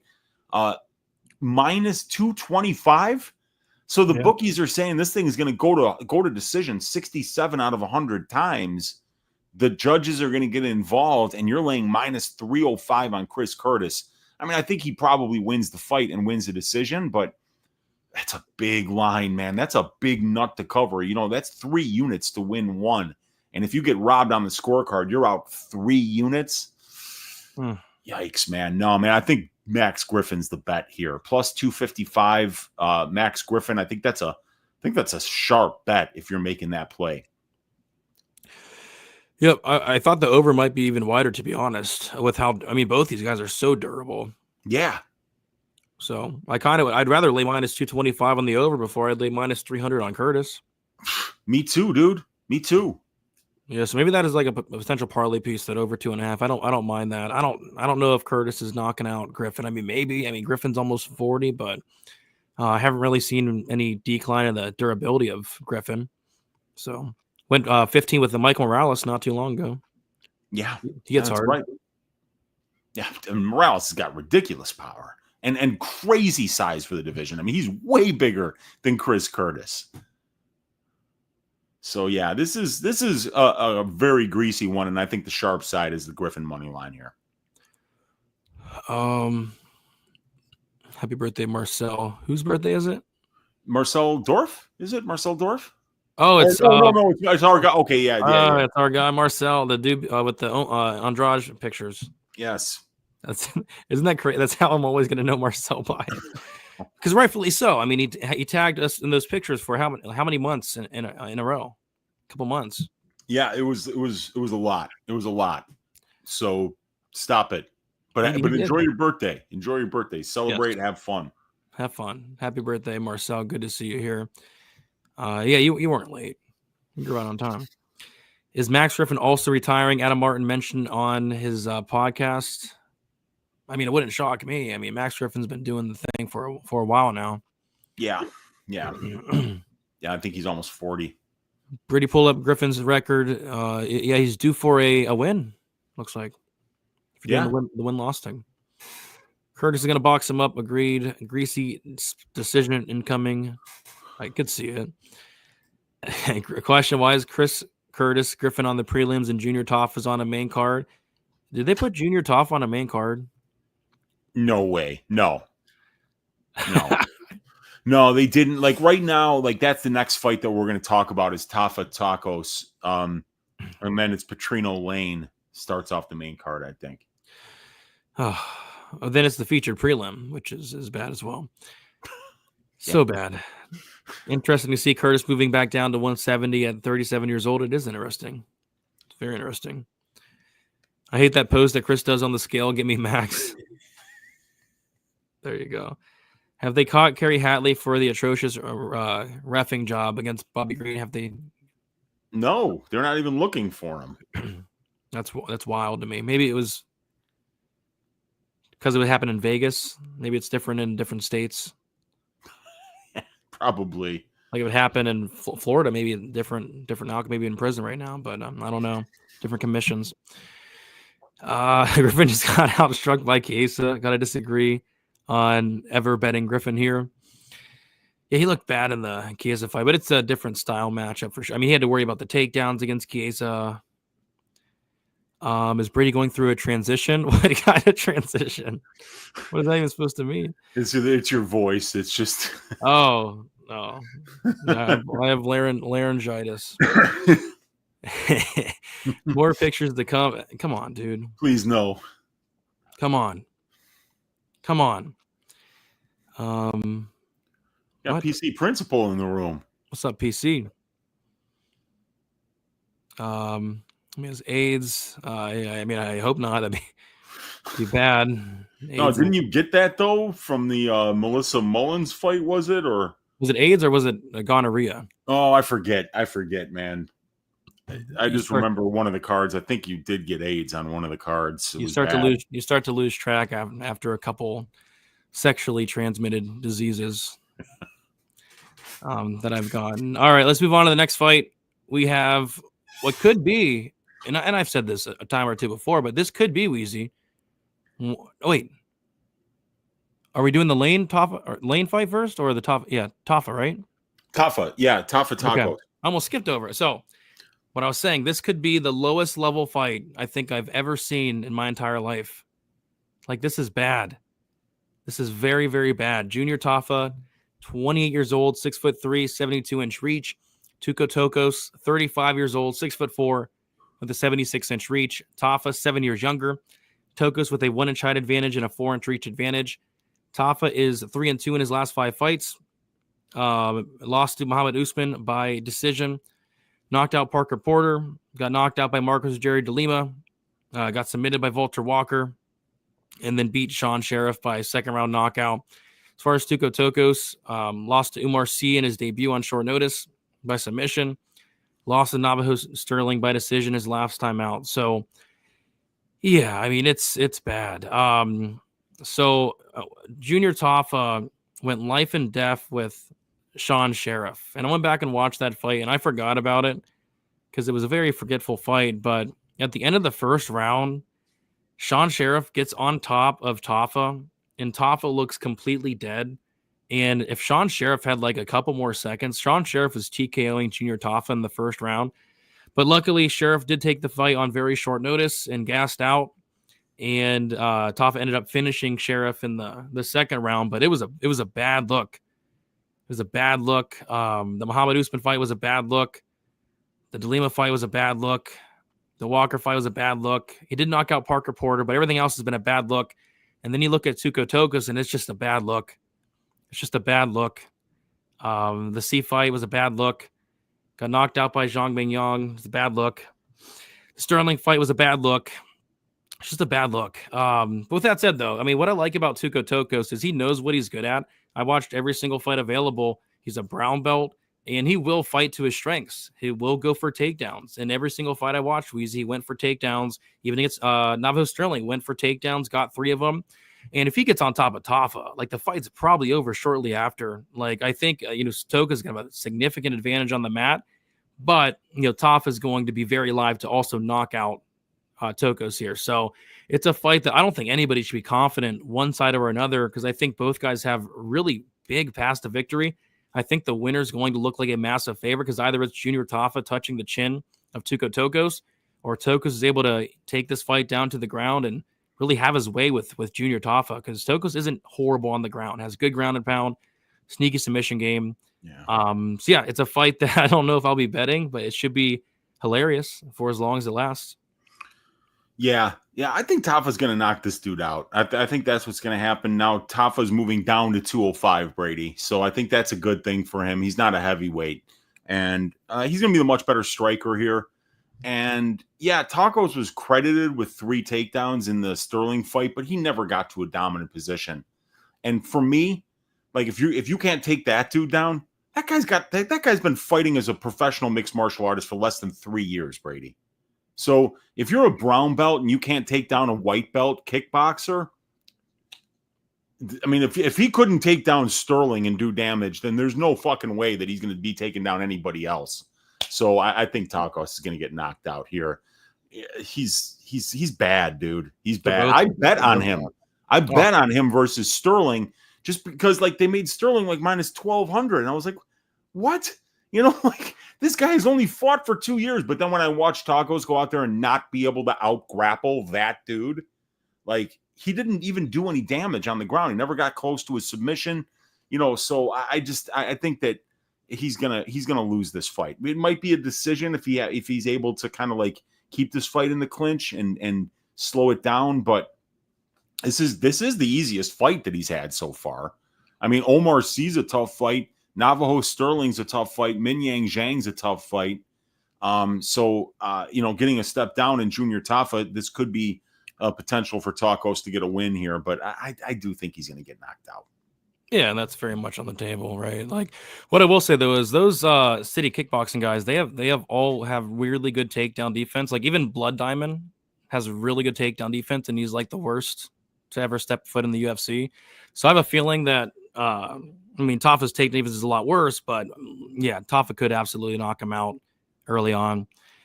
His first name is Junior, kind of weird, I guess. It's not really a weird name. I don't even want to talk about this fight on my birthday. It's so bad. Tokos' fight style is standing there and smiling. It's bad style, man. It's bad style. I got Tafa over 206 at minus 175. I think I'll make weight. He looks like a completely different person. Yeah, I wouldn't be surprised if he did. Yeah, I think I'll make it. Agreed. He ain't making that weight. He looks good on Insta, but that's Insta. We'll see it. We'll see it Friday. Taco sub, book it now. Easy takedown, easy sub. I mean, if he gets the fight down to the ground, it should be easy, but he's got to get it there first. Some of these fights make me sad. I feel it. 1-800-GAMBLER, agreed. Agreed. Tafa's real name is Pascal. Yeah, maybe his dad's name is Pascal, so he becomes Pascal Tafa Jr., and then they just call you Junior. True. Definitely 100-GAMBLER. I can never bet on a guy who was KO'd the way he did against Zhang Mingyang. That was nasty. It was. What? That would be a great fight. It would be a fight for sure.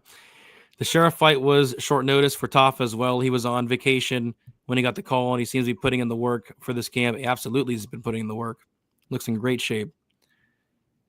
Tafa's so bad. Tokos so bad. This fight being in the UFC is crazy. When we all shit on PFL, Bellator, or anything else, this shouldn't headline a King of the Cage 15 years ago. Yeah, it's bad. It's very bad. Was in a very dark place over the weekend. Actually glad there was no UFC, because if I had lost bad, bet I may not be here today. That's not good, Evan. That's not good. Hopefully you get better, man. Tafa has the world's worst takedown defense, though. Sterling's takedown defense is much better. Has anybody really tested Tafa's takedown defense? Oh, Sean Sheriff did. That's it, I think. Oh, and Walter Walker. Oh, and Usman. Usman had him down, right? Because Usman was getting piped, but then he'd take him down and lay on him. Oh, God. Now that I'm looking at it, everybody's taking him down. Yeah, they have. But at least Usman is actually comes from a wrestling background. At least Parker Porter was somebody that did wrestle. Walter Walker is a wrestler. So, Tokos is not a wrestler, dude. He's not a good wrestler at all. The guy's from England. Yeah, I don't know what he is. I can't trust Tafa's cardio value on Tokos. How does this one go the distance? I don't think it does. The over-under set at 1.5. The under 1.5 is juiced to -135, and the over 1.5 is +105 there. Get some help. Agreed. We got Dustin, a big Brady Uncle Weezy. My work week got over. I got an hour and a half drive home, so I'm rocking with y'all. Do you guys think Black Beast comes through? I appreciate y'all's hard work. No homo, Brady, but it's good. No homo for what? No homo for what? I think he's just saying he loves the work, so, not that kind of love, though. Oh, I got you. Yeah. Appreciate that, Dustin. Can't wait to break down the main event. Yeah, drive safe. Drive safe. To hear your voice after such a hard week as head chef at a new restaurant. There you go, Dustin. Nice. Head chef? Heck yeah. Heck yeah. Come on, agreed. Get that work. Yes. What's wrong with Brady's voice? I have... It's alcohol and medically related, So wrong weekend. Medically, laryngitis, and also a lot of alcohol and some weed. And you're not supposed to smoke while having laryngitis. You're not supposed to drink. I'm not supposed to be on the show tonight, to be honest. It's not recommended to do a 3-hour podcast. And yeah, maybe some STDs as well. It's all adding up. Come on. Nobody did that. Nobody did that. That didn't happen. All right. Let's move on to the next fight. It is Vitor Petrino going against Austin Lane. We got Petrino, 27 years old, 6'2" with a 77-inch reach. Austin Lane, 37 years old, 6'6" with an 80-inch reach. Petrino, 10 years younger. Lane with a 4-inch height advantage and a 3-inch reach advantage. Petrino is 3-2 in his last 5 fights. Submission win against Marcin Prachnio. Knockout win against Modestas Bukauskas. Decision win against Tyson Pedro. Submission loss to Anthony Smith. And then a knockout loss against Dustin Jacoby.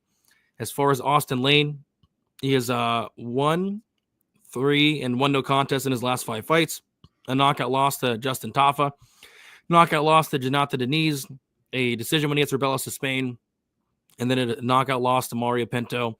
So my thoughts on this fight are the UFC is trying very hard, very, very, very hard to get Vitor Petrino a win. They're almost desperate to get him a win because they're giving him Austin Lane. And Austin Lane's a guy that somebody said earlier, born to be knocked out. And he's not just getting knocked out. He's getting knocked out. Like every time he's getting knocked out, it's like face first into the canvas. I mean, the amount of concussions this guy has. I mean, this guy played football and now he's been knocked out 6 times brutally. And all of them are brutal. The Mario Pinto knockout loss was brutal. I thought he died. I thought we witnessed the first death in UFC history.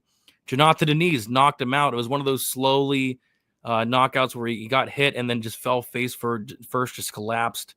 Got knocked out by Justin Tafa brutally, brutal follow-up shots. Got knocked out by Greg Hardy in one of the most hilarious knockout losses you'll see. I mean, when this guy gets knocked out, he gets knocked out brutally and hilariously. And now he's going against Vitor Petrino. Petrino is coming up a weight class. And yeah, I mean, there's not much to say. But Petrino's better everywhere. I'm not sure what Austin Lane's good at besides getting knocked out. Holds his chin very high up in the air. Has no striking defense. He's literally begging to be knocked out. He puts his chin on a platter. And I think Petrino's going to eat that platter on Saturday. I think Petrino probably finds the chin. Or he can probably take down Austin Lane. We've seen Austin Lane taken down by guys like Juan Adams. Remember big Juan Adams? Yeah. Juan Adams took him down and controlled him for a decent amount of time. And Petrino could probably get on top and TKO him or sub him there. So, yeah, I think Petrino wins. But the odds, they're all over it. Minus 700 and climbing. I think before the show, he's like minus 600. Now he's minus 700 and climbing. So that makes it the fourth minus 700 or greater fighter thus far on this card, Wheezy. Over under, oh, my gosh. Set at 1.5. The under 1.5 is minus 160. Yeah. Jeez. That sounds about right. Jeez. I don't like it. But yeah, he should be able to go out there and finish Austin Lane quickly. So yeah, Petrino for the win, but another massive favorite here. Huge favorite. And I get it. I see why. I mean, come on, Brady. 41% distance striking defense on Austin Lane. 41%. I mean, that's one thing if you've got a chin on you. You know, if like you're one of those guys that like, all right, you know, I don't move my head, but I'm durable, so I'm just going to get in my opponent's face and hope that my chin holds up better. Dude, if you've got a bad chin and you've got 41% distance striking defense, you've been knocked down 3 times in 5 UFC fights, you're getting dropped on 4% of the significant strikes that land against you at this level. It's going to be a really tough road to hoe for Austin Lane here, because I don't think he's a better grappler than Vitor Petrino. Petrino's got really good Brazilian jiu-jitsu. And I think even Petrino has shown that he's probably the better wrestler. Lane's a good athlete, obviously. You know, an NFL defensive end. I mean, those guys are freak athletes, all of them. And he's got great size for the division at 6'6" with an 80-inch reach. But yeah, I mean, like, I don't think he's a better striker than Petrino. I know he's not as durable as Petrino, and I think Petrino is probably the better wrestler. I think he's definitely the better submission grappler. As you know, Austin only has 1 win by submission in his career out of 13, and it's only 1 win by submission for Petrino. But we know that he's got good grappling. So yeah, I think it's probably Petrino by KO in rounds 1 or 2. Yeah, I just don't see a way around it, man. I think this is the market's probably got this one right. Yep. Yep. Agreed. Yeah, he does have a sub against Prochnio, but was Prochnio the one that got submitted by Bukauskas? Yeah, he got submitted with an arm triangle from the wrong side. Yeah, so it's probably KO, but oh my gosh, dude, the KO, it's probably minus 500. Austin Lane, he's been knocked out all 6 of his losses. I mean, the KO is probably something stupid. Yeah, the bookies aren't going to give you plus money on that one, man. Not this week. So, yeah, it might be really hard to make money on this fight, you know? Yeah, a lot of wide lines. This is definitely another one. Yeah, I wish the under was a little bit more playable. Minus 160. Don't love it. Don't love it. All right. Yeah, I mean, it's bad. It's bad. Poor Austin Lane. It's a rough one for him, man. But, you know, Vitor's moving up to heavyweight, so he's going from 205 up to 265. We'll see how he handles the size difference up there. But he's a good fighter, dude, and he's only 27 years old. So I think they're just trying to get him back on the right track. And I don't know if he's going to go 205 or heavyweight from here on out, but he's got a bright future at only 27 years of age. Yeah, absolutely. We got NWO. I enjoy hearing you guys and just moved up to my main hoe on the streets. There you go. Nice. There we go. Super chat to buy Brady honey lemon tea. Actually, I had my wife made me some honey lemon tea with some salt. That'll help. Yeah, it definitely will help. Definitely will help. Laryngitis also mimics the symptoms of oral sex induced larynx. Larynx. Yeah, your larynx, the throat. Yeah. Yeah, I mean, I don't. It's just. It wasn't that kind of a wedding. No, it wasn't. It wasn't that. Wasn't that kind of a wedding, guys? Come on. Who's getting milk? We'll find out soon. We're gonna keep the milking going. Yes. Yeah. Speaking of Austin Lane, look at the poll results. We're gonna get to the poll results. By the way, if you guys have not participated in the poll, we have 264 votes in the poll on who's getting piped on site at UFC Nashville. Austin Lane, Mitch Ramirez, Stephen Thompson, or Derek Lewis. Four options there for you guys to pick from in terms of who's getting piped on site. So if you haven't voted, go ahead. Austin Lane envies Johnny Walker's chin. Yeah, both guys have terrible chins. Brady, correct me if I'm wrong, but did you get gonorrhea from Atlanta and chlamydia from Baku and AIDS from the Barber versus Blanchfield card? What card had Melissa Mullins on it? I think that was Baku. I think I got AIDS from Baku. Did I get chlamydia? I think I did get. I think you're onto something. And by the way, what is up, Anthony Hernandez? It's always nice watching having fighters watch your stuff, man. So shout out Anthony Hernandez. He's the best. He's my favorite fighter, dude. He's amazing. Good to see him here. By the way, Hyder Rabil watched my show the other week. Remember that? That's right. That's right, man. He even posted the clip of you, and that was we all knew that was going to be an amazing fight. Every Hyder Rabil fight is an amazing fight. It was surprising to see Delgado get such a quick knockout, but that was a hell of a knee. Played out exactly how I thought. They were going to swing dicks. They swung them. They certainly swung them. Yeah, they really did. I don't like this card at all from a betting perspective. Yeah, a lot of big favorites. It makes it kind of tricky. Maybe rounds 1 or 2, Petrino could be playable. Maybe we'll see what they have the odds on them.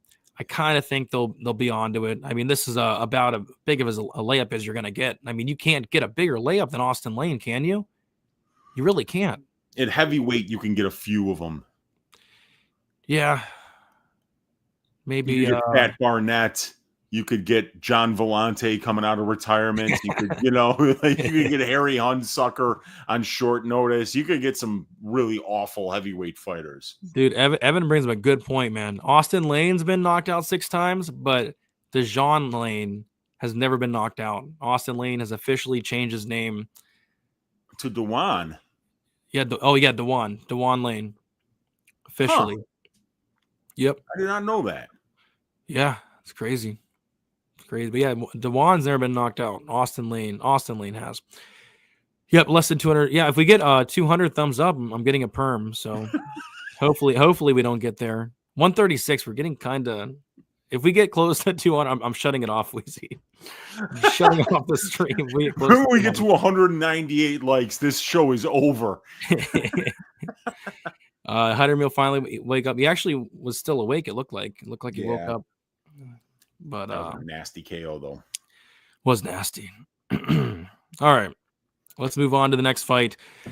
It is going to be Nate Landwear. You won against Morgan Sharier. We got Nate Landwear, 37 years old, 5'9" with a 72-inch reach. Morgan Sharier, he's 29 years old, 5'7" with a 69-inch reach. Nate's going to be 8 years older. Landwear's going to have a 2-inch height advantage, and he's going to have a 3-inch reach advantage. Nate Landwear is 3-2 in his last 5 fights. Decision win against David Onama. Submission win against Austin Lingo. Decision loss to Dan Ige. Knockout win against Jamal Emmers. And then a knockout loss to Duho Choi. For Sharier, he's 3-2 in his last 5 fights. Split decision loss against Chepe Mariscal. Knockout win against poor Gabriel Miranda. And then a decision loss to Nathaniel Wood. Yeah, I kind of don't like the matchmaking here, man. I mean, we got Nate Landwear, right? let's give him someone else, right? Let's give him somebody not named Morgan Sharier. I think it's gonna be a fun fight, but I kind of don't like the matchup for Landwear here. I'm not saying he can't win. I mean, this guy's a dog. I just kind of think he's outmatched pretty much everywhere. I mean, Shari's a very, very good fighter. Shari's fought very good competition in and outside the UFC. Great striking, underrated wrestling, jiu-jitsu. Nate Landwear at a skill deficit for sure, but Nate Landwear has that dog in him. He's going to come forward. He's going to make it a fight. So, yeah, it could definitely get interesting, but in terms of who's the better fighter, it's no doubt it's Morgan Sharier. What are your thoughts on this one? Another pretty big favorite here, Sharier, minus 255. It's another one where I don't get the line, Brady. I don't get the line because both of these guys are coming off of a loss right now, right? And you got Landwear coming off of a loss to Doo-Ho Choi. And then you look at the opponents, the last 5 opponents for Landwear: Doo-Ho Choi, Jamal Emmers, who's a stud, Dan Ige, top 15 guy. He destroys Austin Lingo, and he beats David Onama. That's a very good win. And then even before that, he's in M1 beating these Russians in Russia. He's got phenomenal takedown defense. He's got power on the feet. He's got great pace and output. And Sharier, like you say, he's a pretty explosive fighter. 29 years of age. He's already got 32 professional fights and 340 minutes of professional cage time. So Sharier is somebody who's really experienced for a young fighter. And like you mentioned, he's got a good record and he's got a good level of competition. But here's the problem, he's coming off that loss, and he was a where was he there? Let me look for just a second. I want to just see what the line was on that fight, because he was a favorite against Nathaniel Wood. Oh no, I got it at minus 115, so it was a close fight. It was a lot of money came in on Wood fight day. Okay, all right. So, but he was a little bit of a favorite, I remember. And he loses to Nathaniel Wood, and then all of a sudden everybody's all pissed off at him again, and they're calling him the last butt pirate, and it's kind of getting a little it's getting out of hand, and it's like he lost one fight and it was a close fight. So, but the thing is, this is Nashville, Tennessee, Brady. He's going to be in there against the Fighting Pride of Clarksville, Tennessee. Look at this bicep. He's got the swagger of Elvis Presley. I mean, like he's damn it if he ain't handsome. This guy has got it all, and the crowd's going to be going nuts for him. And they're saying that this fight's going to go to decision. I don't think Morgan Sharier is going to have any grappling success here, because it's really difficult to take down Nate Landwear and hold him down. Ask all the Russian crotch sniffers that were unable to do it in M1.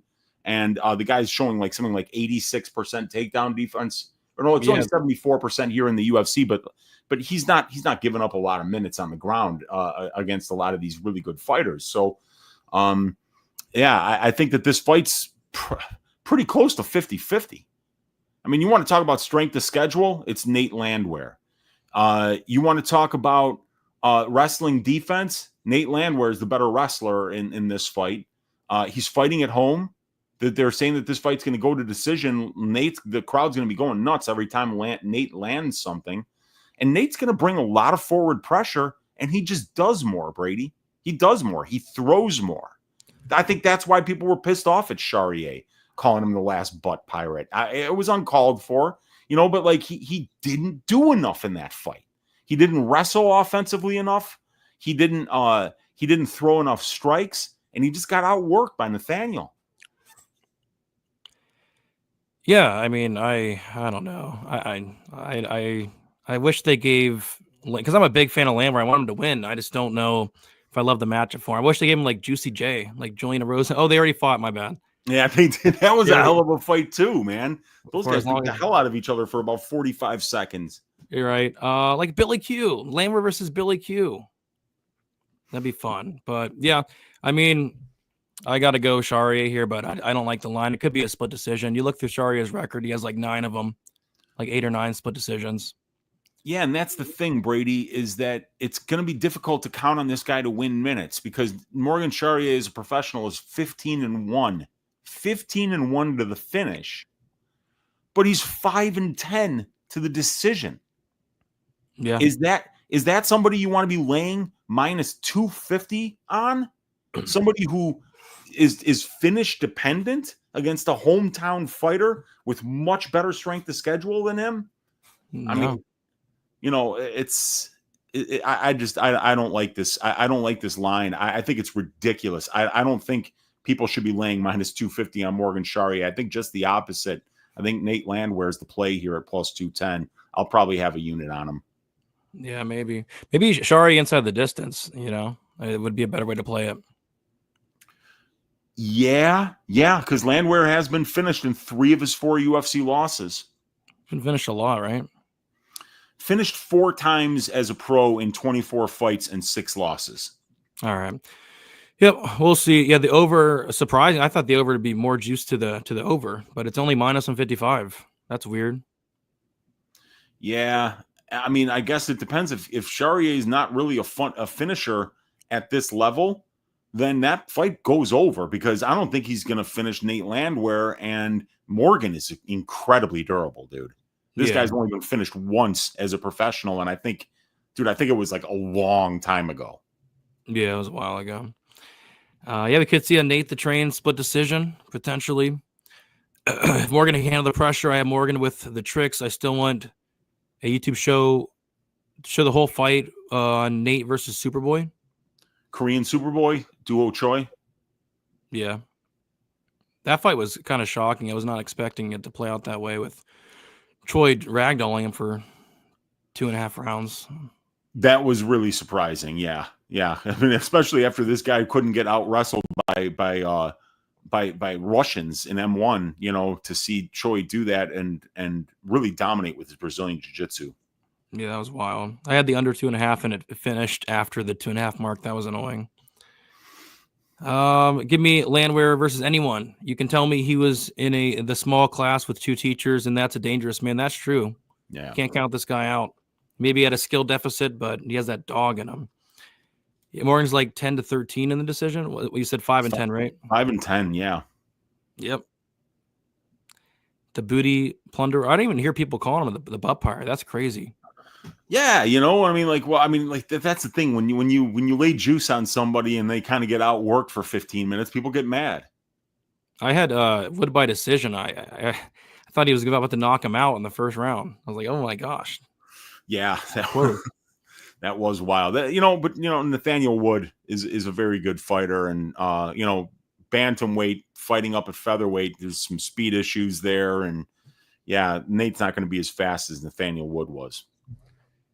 Oh, we might see prime Nate the Train. That being said, Nate looked a little washed last time out. He's 37 now. Yeah, that's getting up there at featherweight. I think Wood speed was a big issue, in the fact he got hurt early, kind of effed up his game plan. He has a really good chin and really gets hurt. Yeah, you don't typically see Shari hurt at all. Nate plus 3.5 might be interesting. Fight ends by split decision. Could be interesting as well. Every week, a favorite in the minus 225 to minus 290 range loses. Yeah, I don't really rate that Choi that high, but we'll see.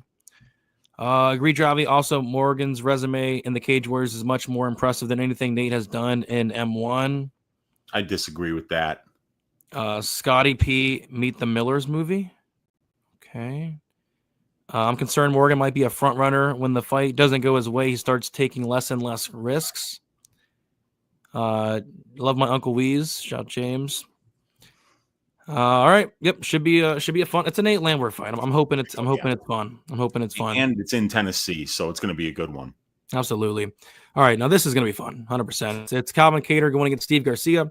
Calvin Kedar, 37 years old, 5'11", a 72-inch reach. Steve Garcia, 33 years old, 6 foot with a 75-inch reach. Steve Garcia, 4 years younger. 1-inch height advantage, 3-inch reach advantage. Calvin Kedar is 1-4 in his last 5 fights. Decision win against Giga Chikadze. Decision loss against Josh Emmett. Knockout loss to Arnold Allen. Decision loss to Aljamain Sterling. And a decision loss to Yusuf Zalal. As far as Steve Garcia, 5-0 in his last 5 fights, all by knockout. Knocked out Chase Hooper. Knocked out Shaliander Dembeke. Knocked out Mel Costa. Knocked out Sungwoo Choi. And knocked out Kyle Nelson. And yeah, this is probably going to be the Twitter Civil War fight of the week. We have about to pick him here. Are you going to like the guy that's been hot? Steve Garcia has been hot, very hot. You don't see someone hotter than Steve Garcia, right? Like 5 knockout wins in a row. All his wins have been brutal knockout wins. And then you have Calvin Kedar, the vet that's on a very, very bad skid, 1-4 in his last 5 fights. Someone's got to win. Odds coming in, money coming in on Calvin Kedar. And rightfully, I mean, it's a tough fight to call. It's a very tough fight to call. Does Kedar have anything left in the tank? But what I do know, this fight's going to be an absolute banger. It's a Steve Garcia fight. These guys are going to swing dicks. My voice is giving out. Wheezy, take it away. This is a great fight, and I think these guys are going to meet in the middle and just swing, and I think it's going to be this is great matchmaking. This is the kind of stuff that you really applaud the matchmakers for, because you got a fight that's very closely lined. You got 2 very exciting fighters who have a similar style, and I think both of these guys have got really good finishing instincts when they land big. So I think this is a great fight. So if you're on that Kedar side, here's what you're saying. I got the guy with the strength of schedule advantage. Calvin Kedar's opposition, 14 fighters at the UFC level that he's fought, add up their UFC records, you get 150 wins and 82 losses. You add up the 8 fights that Steve Garcia has had at the UFC level, you add up their opponents' records, 27 wins, 28 losses. So Kedar's the more experienced fighter with 10 more professional fights, about 200 more minutes of cage time. He's got 6 more fights and about 165 more minutes of UFC cage time. He's got a big strength of schedule advantage, and his boxing has been tested against the top featherweights in the division. So, but the problem with Kedar is that he's lost 5 out of his last 6 fights. He tore his ACL at the age of 35 against Arnold Allen. He's a 37-year-old featherweight, and there's no momentum. There's nothing to build off of right now, but there's also a couple things that you maybe could look at as a positive thing. Number one, Calvin's now over at Firas Zahabi, over there at TriStar MMA. And I think that, Firas is a phenomenal game planner. Firas is such a good coach, such a smart guy that will get his fighters to fight to the weakness of the opposition. He doesn't let guys take the hard way to a victory. So I think that Calvin, you look at round 3 of that Zalal fight, he was clearly looking to win that fight. He was showing urgency. He was pressuring nonstop, and Zalal was running from him in that 3rd round. So I still think Calvin's got something left in the tank. I still think he's got that fire in him. The fact that he switched camps and went to TriStar, I think, is a good plus for him. And he's got the experience advantage, and he's got the strength of schedule advantage. But the momentum, it's just not there. And he did get outstruck by Yusuf Zalal for the 1st and 2nd rounds of that fight. And that's not particularly good, because Zalal's not nearly as dangerous as Steve Garcia on the feet. This guy, Garcia, has got ridiculous power. 6 knockdowns in 8 UFC fights. His knockdown percentage, Brady, is 3.4%. But he's also been knocked down 5 times at the UFC level, and he's getting knocked down on 6% of the strikes that he's absorbing. So I like an under here. I don't think either one of these guys is going to grapple. I think they're going to go out there and they're just going to swing. And Kedar's got 54% distance striking defense. He's never been dropped in the UFC, and he's never been knocked out as a professional. There is 1 KO loss listed. It was a knee injury. It wasn't really a knockout. So Garcia is trying to knock out a guy that's never been knocked out, and he's really not known for winning minutes. He's 0-1 to the decision in the UFC. He's 3-3 to the decision overall. So I think it's a really fascinating fight, because the Garcia side, you're getting the 4 years younger guy. You're getting the guy who's taller, the guy who's longer. You're getting the southpaw. You're getting the power advantage. You're getting the youth, and you're getting all that momentum. 5 knockout wins in a row.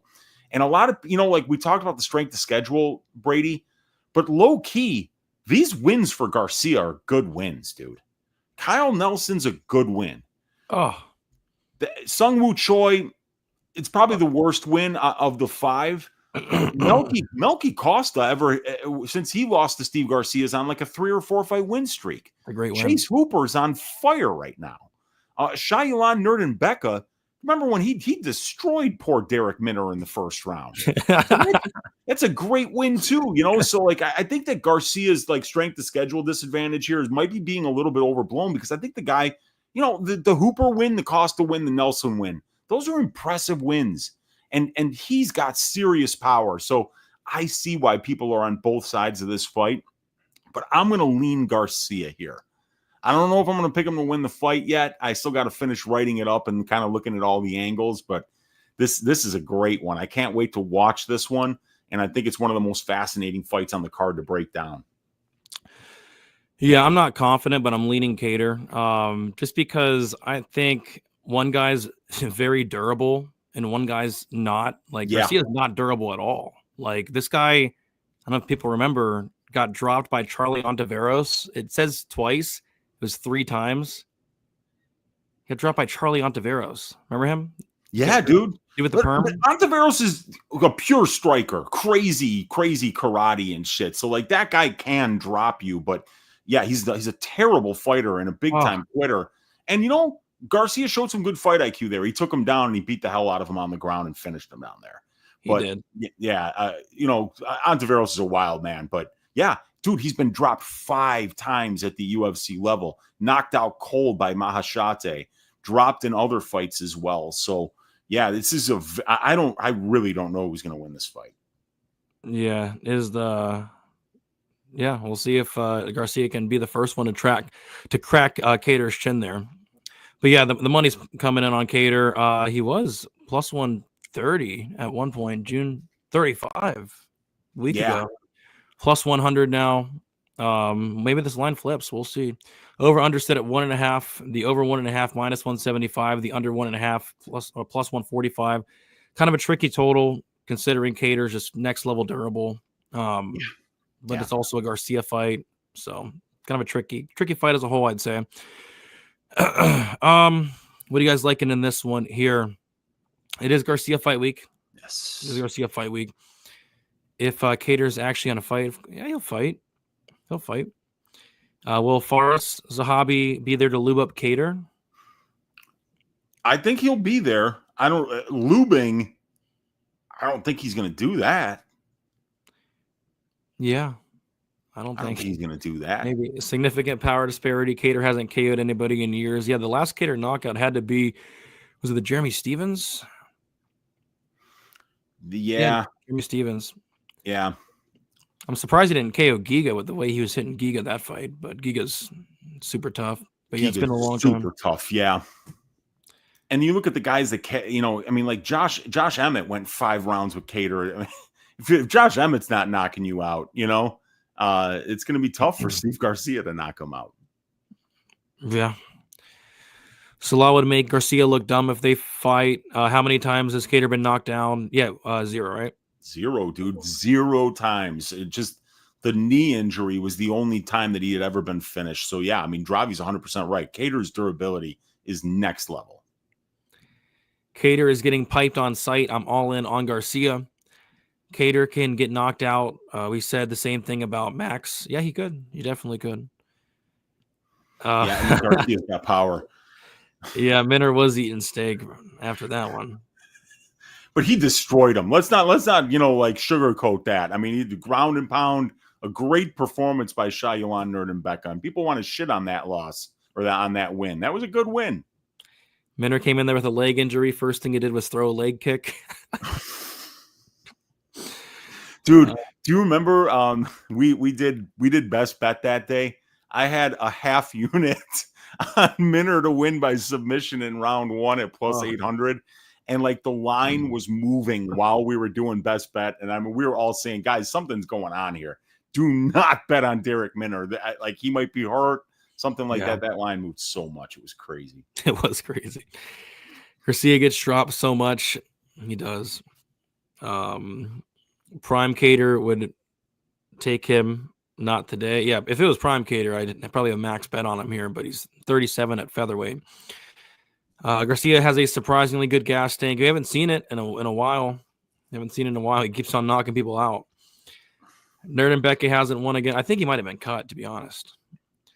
About to go watch Up and Smoke with my daughter. We need to get her ready for... Come on, dude. What's wrong with you? It's a great movie. I've got to get her ready for kids. Is that in a movie?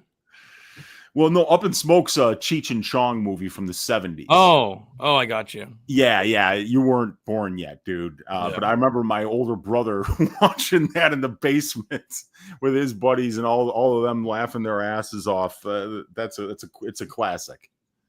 I'll have to check it out. Can we get a reversible hoodie that says piped on site on one side, milked full tilt? The other, yeah, we'll work on it. All right. It is time now for, is this the co-main event, right? Yes. Co-main event. Stephen Thompson. There's a lot of older fighters on this card, huh? Yeah. Lauren Murphy, Stephen Thompson, the Griffin Curtis fight. There's a lot of older fighters. Landwear's 37, Kedar's 37. Thompson 42. But yeah, Thompson 42, 6 foot, 75-inch reach. Bonfam 27, 6 foot 1, 72-inch reach.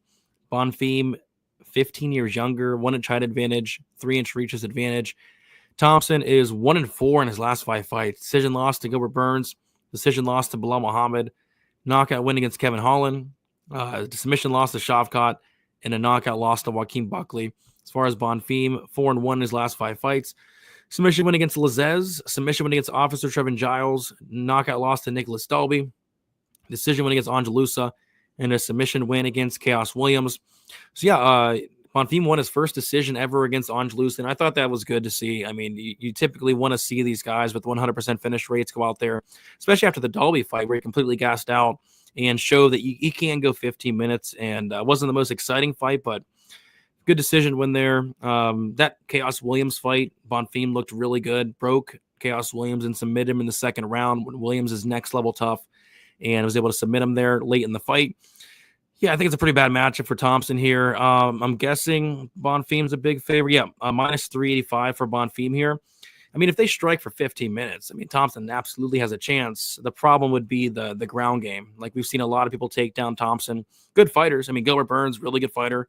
Bilal Muhammad, really good fighter. Shavkat, really good fighter.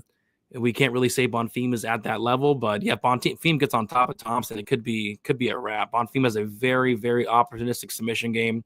So yeah, I think it comes down to whether or not Bonfam's able to get the fight down to the ground, and I lean towards him doing so. So I like Bonfam. Bonfam probably by submission here. What are your thoughts on this fight, Weezy? Yeah, Steven doesn't want to grapple with this dude, but we got to remember that Bonfam is primarily a striker himself, right? I mean, he's 13-0 to the submission, and he's 3-1 to the KO. But when you go and you watch that tape, right, Brady, he's kind of hurting people on the feet before he subs them. And so I kind of feel like the capping on this fight might be a little bit off from some people, because I think people are going to think that Stephen Thompson's going to, just dominate the striking exchanges. Gabriel Bonfam's a great striker. But I also think that people think that the grappling differential is bigger than it is. Bonfam's obviously an extremely opportunistic submission grappler, but I don't know if he's a great wrestler, And if he's not a great wrestler, is he going to be able to get Stephen Thompson down and get to a dominant position, or start to look for those chokes as Stephen is able to get back to his feet? Because even look at somebody like dude, Shavkat Rakhmonov didn't want to strike with Stephen Thompson. Joaquin Buckley turned into a wrestler against Stephen Thompson. People don't want to be on the feet against this guy. And even though Stephen Thompson's 42 years old, you can kind of tell that he's the kind of guy that is going to go longer in his career, because he's a straight-laced dude. He's not somebody that's out there partying with Cedricus Dumas. He's in the gym. He's working. He's a clean-cut guy from a fighting family, and he's probably still in really good shape. And even in the Buckley fight, Buckley was losing that fight, in my opinion. I thought he might have lost both rounds, the first and the second round, and I kind of felt like he needed a knockout. Now, I think it was 1-1 on the scorecards. Somebody added 2-0 Thompson, somebody added 2-0 Buckley, and I think one of them added 1-1 or something. But the fact that Stephen Thompson's able to go with a 30-year-old Joaquin Buckley and take him into that deep of water, I thought was really impressive. So Gabriel Bonfim, it was good to see him go 3 rounds at elevation. That was at Salt Lake City against Angelusa. So he kind of showed a new wrinkle to the game there. And then he subbed Chaos Williams, who doesn't have much of a ground game, but who traditionally has really good takedown defense and is able to keep the fight standing. But yeah, getting broken against Nicholas Dalby, that's a problem, Brady. How many guys has Nicholas Dalby finished in the UFC? One. And his name was Gabriel Bonfim. And boy, the Bonfim brothers have 5 combined losses 6. And all 6 of them are finishes. Ismail's been finished in all 5 of his losses. Gabriel's been finished in his only loss. And I'm beginning to get the impression that if things aren't going their way, I don't know. I think these guys need to be the bully. So what if Bonfim can't take down Thompson? What then? So I think it's an interesting fight. I think Thompson's the side from a money line perspective here. And I think he can give Bonfim a lot of trouble on the feet. He's got pretty good footwork and decent takedown defense. We'll see if Bonfim goes to the wrestling a lot. Because if he goes to the wrestling a lot and he's not successful and he starts to slow down, that could be a serious problem here. Yeah, and I kind of agree. Like, you look at his regional scene, Bonfim's regional scene, you won't see him shoot a takedown. But in the UFC, he's done it a lot. He's attempted a lot of takedowns. He's attempting 5 takedowns per 15 minutes, and he's getting 3.7 of them.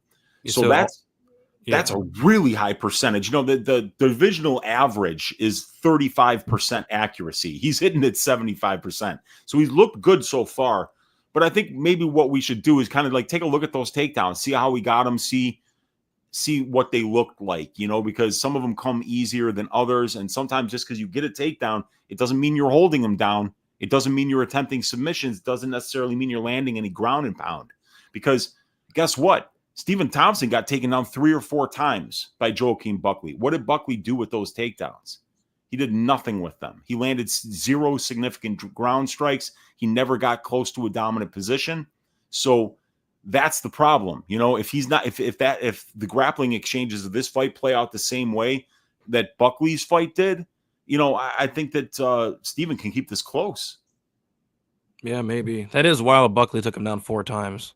Yeah, right. And just he did nothing with it. I mean, you can look at UFC stats and go to that fight, and you're going to see that Buckley landed 0 significant ground strikes against Thompson in that fight. So he landed 1. He landed 1, and that was in 4 minutes and 13 seconds of control time. So he didn't do anything with the takedowns. Yeah. Yeah, Bonfim minus 385, Thompson plus 310. If I was laying minus 400 on Bonfim, I would absolutely want him to wrestle. The over 2.5 set at 2.5. The over 2.5 minus 125. The under 2.5 is minus 105 there. Let's see. Brady sounds like he was hanging out with Keith. Yeah, now I know how Keith Peterson feels, so I'm going to be a little bit nicer to him. It does sound like I smoked a ton of cigarettes. Sir, are you ready? Are you ready? What does this fight look like if Bonfim doesn't sub Wonderboy? Probably a lot closer than the minus 400 indicates.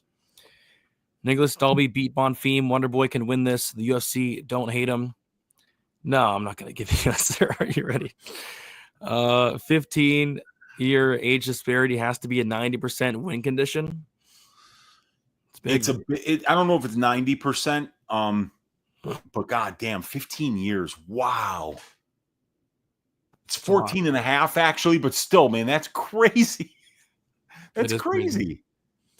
We got Barry McHawkiner at the 199. I will DM you my favorite scene from the movie. There we go. Great movie. Yeah, I'm not playing the Thompson plus 3.5. Not after the Buckley fight. That hurt so bad. That was a brutal beat. Disgusting. Worry about the spread. Is Bonfim most likely path is a sub? Agreed. Yeah. I still think Bonfim's gas tank is suspect if he's pushed. The Lusa fight was very slow paced. Agreed. Yeah. Bonfim's equals the Dawkins. I don't agree with that. Come on. Goes to decision in the Wonderboy Bonfam fight. Maybe sprinkle Wonderboy decision. Yeah, maybe. Uh-oh. We got JP Bays in the building. What is up, Yes. JP? Good to see South you in Africa, here. stand up. Let's go. Yeah, good to see you in here, JP. Hopefully you're doing well. Everything's going good for you, buddy. All right. It's time for the main event. Your voice made it to the main event, Brady. This is It's giving out. yeah, man. This is you're working hard, dude. It's giving out bad. Let's see how many likes we have. Let's see if I get a perm. Let's see. 152, 48 away from a perm. So good thing we're almost towards the end, because I do not want a perm. Not that anything's wrong with it. It's just not something I want personally. But yeah, the main event, Derek Lewis, Taliesin Teixeira. We got Lewis, 40 years old. What's up with these 40-year-olds on this card? Yeah, man. Every fight. Yeah, Wild. I think maybe Tennessee's got a law that like, hey, we need older fighters in the cage, you know. Poor JP Payne. All right, so yeah, 40-year-old Derek Lewis, 6'3", 79-inch reach. Teixeira, 25 years old, 6'7" with an 83-inch reach. Teixeira is 15 years younger, 4-inch height advantage and a 4-inch reach advantage. Derek Lewis is 2-3 in his last 5 fights. Knockout loss to Sergey Pavlovich. Submission loss to Sergey Spivak. Knockout win against De Lima. Decision loss to Almeida. Knockout win against Nascimento. As far as Teixeira, 5-0 in his last 5 fights. Knocked out Arthur Lopez in the first round. Knocked out Justin Tafa in the first round as well. One second, I got a cough. All right. Yeah, Derek Lewis fights for me are always tough to bet because he is at a skill discrepancy in every single fight he's ever been in. Like, I'm not sure what Derek Lewis is good at outside of hitting hard, but hitting hard has won him how many fights? Like, a lot. It's won him a lot of fights. So Teixeira, although he's 15 years younger, although he's going to have a massive height advantage, a massive reach advantage, better jiu-jitsu, better wrestling, better striking, better volume, better everywhere. I can't count out Derek Lewis against anybody in the division. I mean, this guy, Derek Lewis, has really good wins, some really good wins. So, and he can definitely shock you. Like minus 260 for Teixeira seems kind of wide to me, but at the end of the day, I think I gotta go with him. I would say the under, but the under is minus 220. What is going on? Is Terrence McKinney fighting in the main event tonight or this week? Minus 220 for the under 1.5. But yeah, I think it probably hits. Give me Teixeira by first round knockout, but I don't know. You can never count out Derek Lewis. It's hard to bet against Derek Lewis ever, for me personally. Oh yeah, I mean, I think Taliesin Teixeira is the real deal. I think he's going to do very well here, but he's only 25 years old. He's got no good wins, you know. And I was watching Lucrative's breakdown. He did a video earlier this week, and he was talking about how Tafa got kneed in the nuts there. Did you know that? No, all I saw was him getting elbowed and then collapsed. So a big knee comes up the middle. It hits him in the gut, but it clearly gets the cup on the way up. And what happens is he gets hit in the nuts, so then he leans forward, Tafa, and he leans forward right into that elbow that Teixeira landed, and that's when he went down. But he was already going down from the nut shot. So, and anyway, I think this guy Teixeira is a good fighter, right?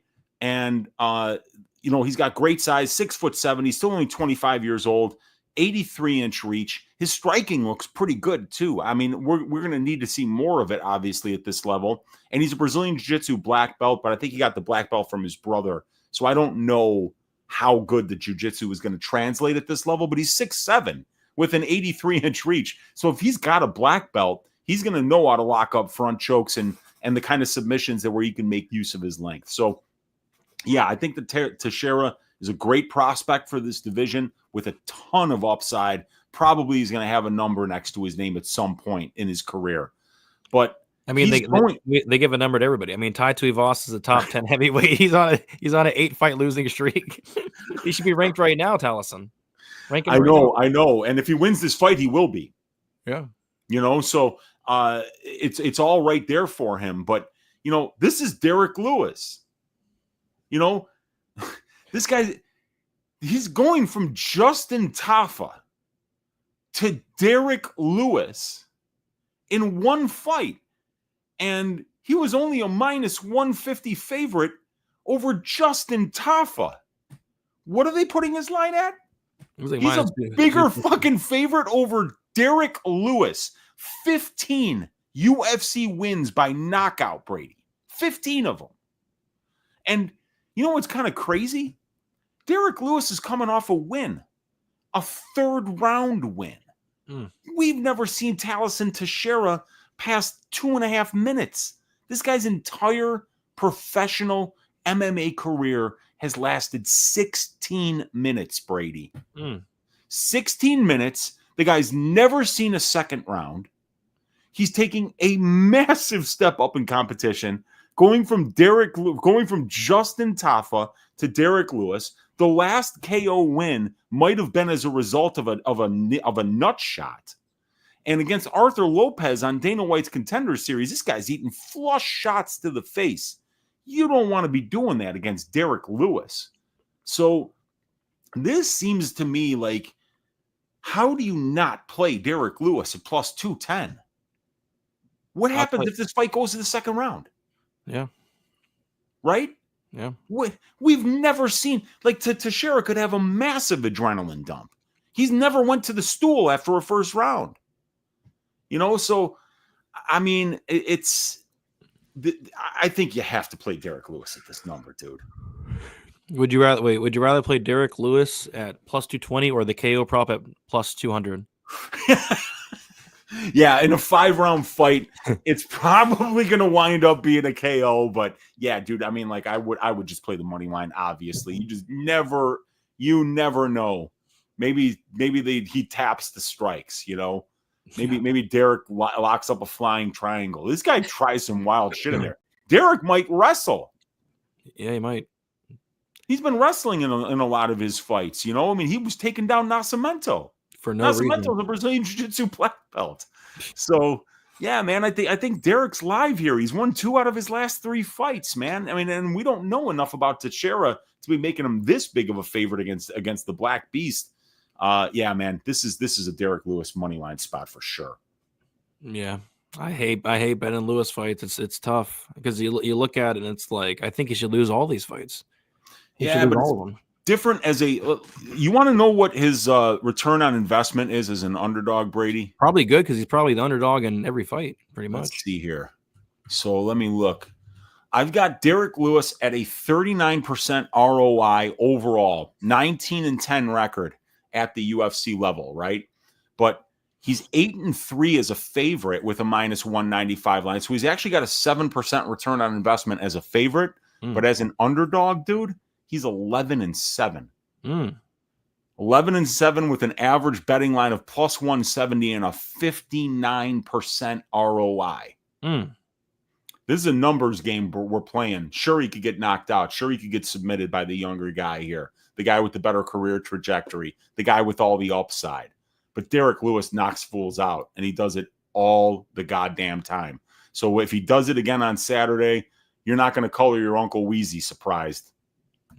Yeah, I mean, nobody should really be surprised at all. But yeah, Teixeira minus 260, Lewis plus 220. Over under set at 1.5, under 1.5 minus 220. The over 1.5 is plus 180. I get it, but kind of annoying. Would have liked a much better line for that. Let's see. Ty hasn't won in a year. It's been a long time. Yeah. Perm. I hope not. One more ride for Derek Lewis. Let's get it. Lewis is stronger than him, but this young guy got long arms, momentum. Lewis got to nullify this. I'll never forget Talison's contender fight. He was getting cracked by some trash can. Yeah, that was really bad look against Arthur Lopez. He was getting cracked, but showed a good chin. But yeah, not great. Teixeira has all the tools in the shed compared to Lewis. Agreed. Don't hate the over 1.5 at plus money. Lewis is low volume. Yeah, I mean, it could. It all depends how Teixeira approaches this. Like, Teixeira hasn't seen a second round would be the problem. They're probably going to get after it pretty quickly. Yeah. Over 1.5 could be good. 5 rounds would be nuts. Though 5 rounds would be nuts unless he pulled a Jalton Almeida. Yeah, the steakhouse bet. Steakhouse bet. If Derek tells his corner when first round is over, he got to take a shit, bet him live. Oh. Whatever happened to Chris Barnett? He got injured. He blew out his knee with a spinning fat kick. Somebody's getting piped. Agreed. We got Sugar. Oh, Sharpie with the $5 donut. Appreciate you, Sugar. Saying, glad you guys are back. Thanks for the show. Surprised by the lines on Wonder Boy and Lewis. Yeah, a lot of these lines are surprising. We have just really big favorites. I think a lot of these lines, most of them are just inflated. We had a week off, and I think that had a lot to do with it. Yeah. Would you rather be milked or piped by the Black Beast? Preferably neither. Yeah, neither. That's a big fat neither. If I had to pick, it'd be milked, but preferably neither. All right. So we did it. We went through all 12 fights? Yeah, 12 of them. 12 fights. All right. What we need to do now is come up with a Stat Diggers parlay. Last card, we hit it. One leg. Jackson McVeigh was a push. SD was not able to get his ankle monitor off in time.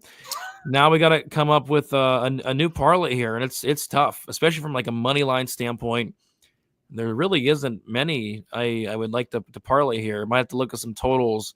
Anything sticking out to you for your leg of the Stat Diggers parlay? Yeah. Wow. Okay. So I kind of like the over 2.5 rounds in the Griffin Curtis fight, and I kind of like the Chidi Nzechukwu money line. So I could go with either one of those. Yeah, I like the over in the Curtis Griffin fight. All right, then I'm going to take the Chidi money line, and then that'll give us plus 141. All right. I don't love it. I don't really love either leg, but that's what we're working with this week. That's what we're working with this week because there's really nothing else at all. Maybe we could do Kennedy, but I don't mind Kennedy. I mean, I think like you could do an under in that Kedar Garcia fight. I think that. I mean, that's going to be a wild one, dude. Those guys are going to beat the hell out of each other. Yep. If we could get like a 2.5 on that, that'd be nice. But yeah, we'll do that. We'll do the Chidi money line and then the over in the Curtis Griffin fight. Beautiful. That's a good decent number there, plus 141. Which fight's falling off? Which fight falls off, man? Who would not show up here? Probably the Chidi fight. Yeah, that could happen. It could. That's right. Oh my God, Chidi with that weight cut. You know, maybe he'll come in at like 176, and Jake Matthews will be like, no chance. Am I taking this fight? I'm flying back to Australia. No way. Yeah. So we'll see. One of these legs will fall off. Just the warning. All right. Now it is time for the piping of the week, and the chat made it easy for us, Weezy. We did a poll, and the poll lasted all show. We got 309 votes on it. Nice. I'm gonna end the poll. I want to get your thoughts on it first. So the 4 options I put. I said, who's going to get piped on site for UFC Nashville? Is it going to be Stephen Thompson? Is it going to be Mitch Ramirez? Is it going to be Derek Lewis, or is it going to be Austin Lane? What are your thoughts on those 4? Who do you think out of those 4 are going to get piped on site? I voted Austin Lane. So in last place, in terms of who's going to get piped, Stephen Thompson, 12%. Okay. Third place, Mitch Ramirez, 16%. Second place, Derek Lewis, 20%. And in first place, with a whopping 51% of votes, is Austin Lane to get piped on site. So I'm going to type it up. I agree with that 100%. I think that's the right call. Yeah, I agree. So the on-site piping of the week is going to be Vitor Petrino to pipe Austin. It's not Austin Lane though anymore. What's it? Dewan? Dewan. I think it's Dewan. Dewan Lane on site. Yes. Here we go. All right. So the on-site piping of the week is Vitor Petrino to pipe Dewan Lane on site at UFC Nashville. There we go. We got it. Yes. There we go. Now it's time for the milking. And the milking, there is a couple options. We have Fatima Klein, potentially could milk Melissa Martinez, take her down, milk her. We could see maybe Mike Davis might implement a wrestling heavy game plan. Maybe milks Mitch Ramirez. We could see either Kennedy or Walker milk each other. I think both have really milking styles. Walker with the grappling, Kennedy with the milking pace he puts into his fights. Yeah. Eduardo Mora, potential milking against Lauren Murphy. Murphy's like 42, retiring, hasn't fought in 3 years. That would make some sense. And outside of that, it's probably about it. Yeah, I think it's between Klein, Davis, or Mora. I think Mora, but it's a little bit tricky just because, I mean, it is a step up in competition for her. But, like the default is when you're 42 years old, coming off a brutal loss and on a 2.5-year layoff. I mean, how do you back fighters like that? Yeah. Every once in a while it happens where you get like Kamaru Usman a couple weeks ago. Got that big win over Joaquin Buckley, and he had lost 3 fights in a row. He hadn't fought in a year and a half. Buckley had all the momentum. Kamaru had none of it. But it was a big enough step up in competition for Buckley to run into some problems with the wrestling of Usman there. But I think Eduardo Mora is going to get her down, dude. And I think when she does, I think she's going to beat the hell out of her. All right. Yeah, I think I think Klein's a better option, but she's minus 1,400, Brady. Yeah, no, I agree. I think Mora could definitely milk. All right, so the Stat Diggers milking of the week: Fatima Klein to milk lucky, Lauren Murphy, old spoiled milk, nasty, not so lucky after all. You got to change that to Eduardo Mora because we do think Fatima Klein's going to milk. Oh crap! Yeah, but you mixed up the fights there, But like the kid's got laryngitis, He drank like a goddamn hero all weekend, and best man speech, rehearsal, dinner, long drive, I'm sure in there. Fraudulent slips, man. I mean, Klein's probably going to milk too, but you're right. They'll both probably milk. I got ahead of my skis on that one. I started typing it and then I switched up halfway. My bad. All right. There we go. Ignore the spelling. I have laryngitis. What is that, Edward? Yeah, the W. You don't need the W in there. You don't need the W there. Oh, that's getting But late. we should leave it. I think it should be spelled EDWUARTA. Oh God, laughing hurts. Laughing hurts. It hurts to laugh. All right, so the Stat Diggers milk in the week: Eduardo Mora to milk lucky Lauren Murphy. Old spoiled milk, nasty, not so lucky after all. We did it. All right, what are you guys liking in the chat there? Lewis is gonna get piped. He could. I mean, I think either guy can get piped in that one. Let's see. DeJuan getting piped like Lover's Lane. I think so. Fatima Klein to milk Melissa Martinez. Super milky. What a sight. Oh my. Fatima should be minus 1,000 to no one, but she's minus 1,400. Hey, more the milker. Let's go. Wait, if you milking the guys, do you milk guys at the top or bottom? I might have done mine wrong. I don't know. I don't know either. I don't know. Let's see what we got here. Laryngitis and cataracts. Some dyslexia going on. What's up, Wheezy? Top 3 favorite plays this week? Go with Jaquani, and I like the underdogs. I think they're great money line bets on Derek Lewis and Nate Landwear this week. Yeah, I can't even give you a top 3. I like maybe Kedar as a dog, but he's not a dog for much longer, probably. Yeah.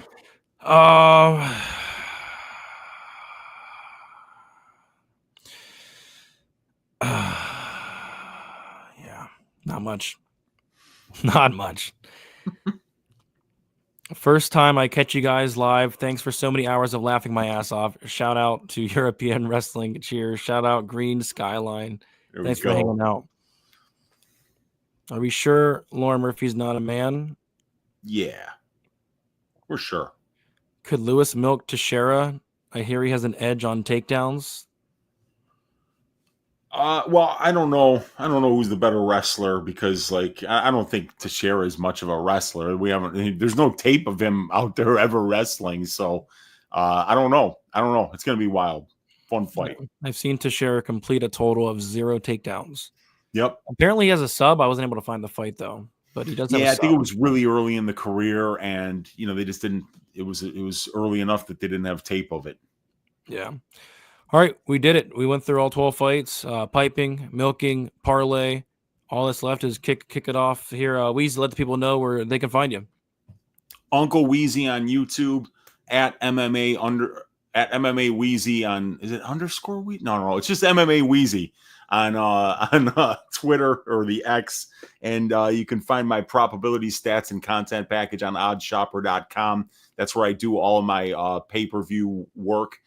4 hours worth of content every week, full card breakdown, prop betting show, stats sheets that like you see on the screen here, fight write-ups, and lots of laughs, So yeah, come join me on the Odd Shopper. Thank you guys for hanging out for 2.5 hours with us tonight. Brady, big ups to you for battling through laryngitis and doing a 2.5 hour show. And it was a great show. We had a great time.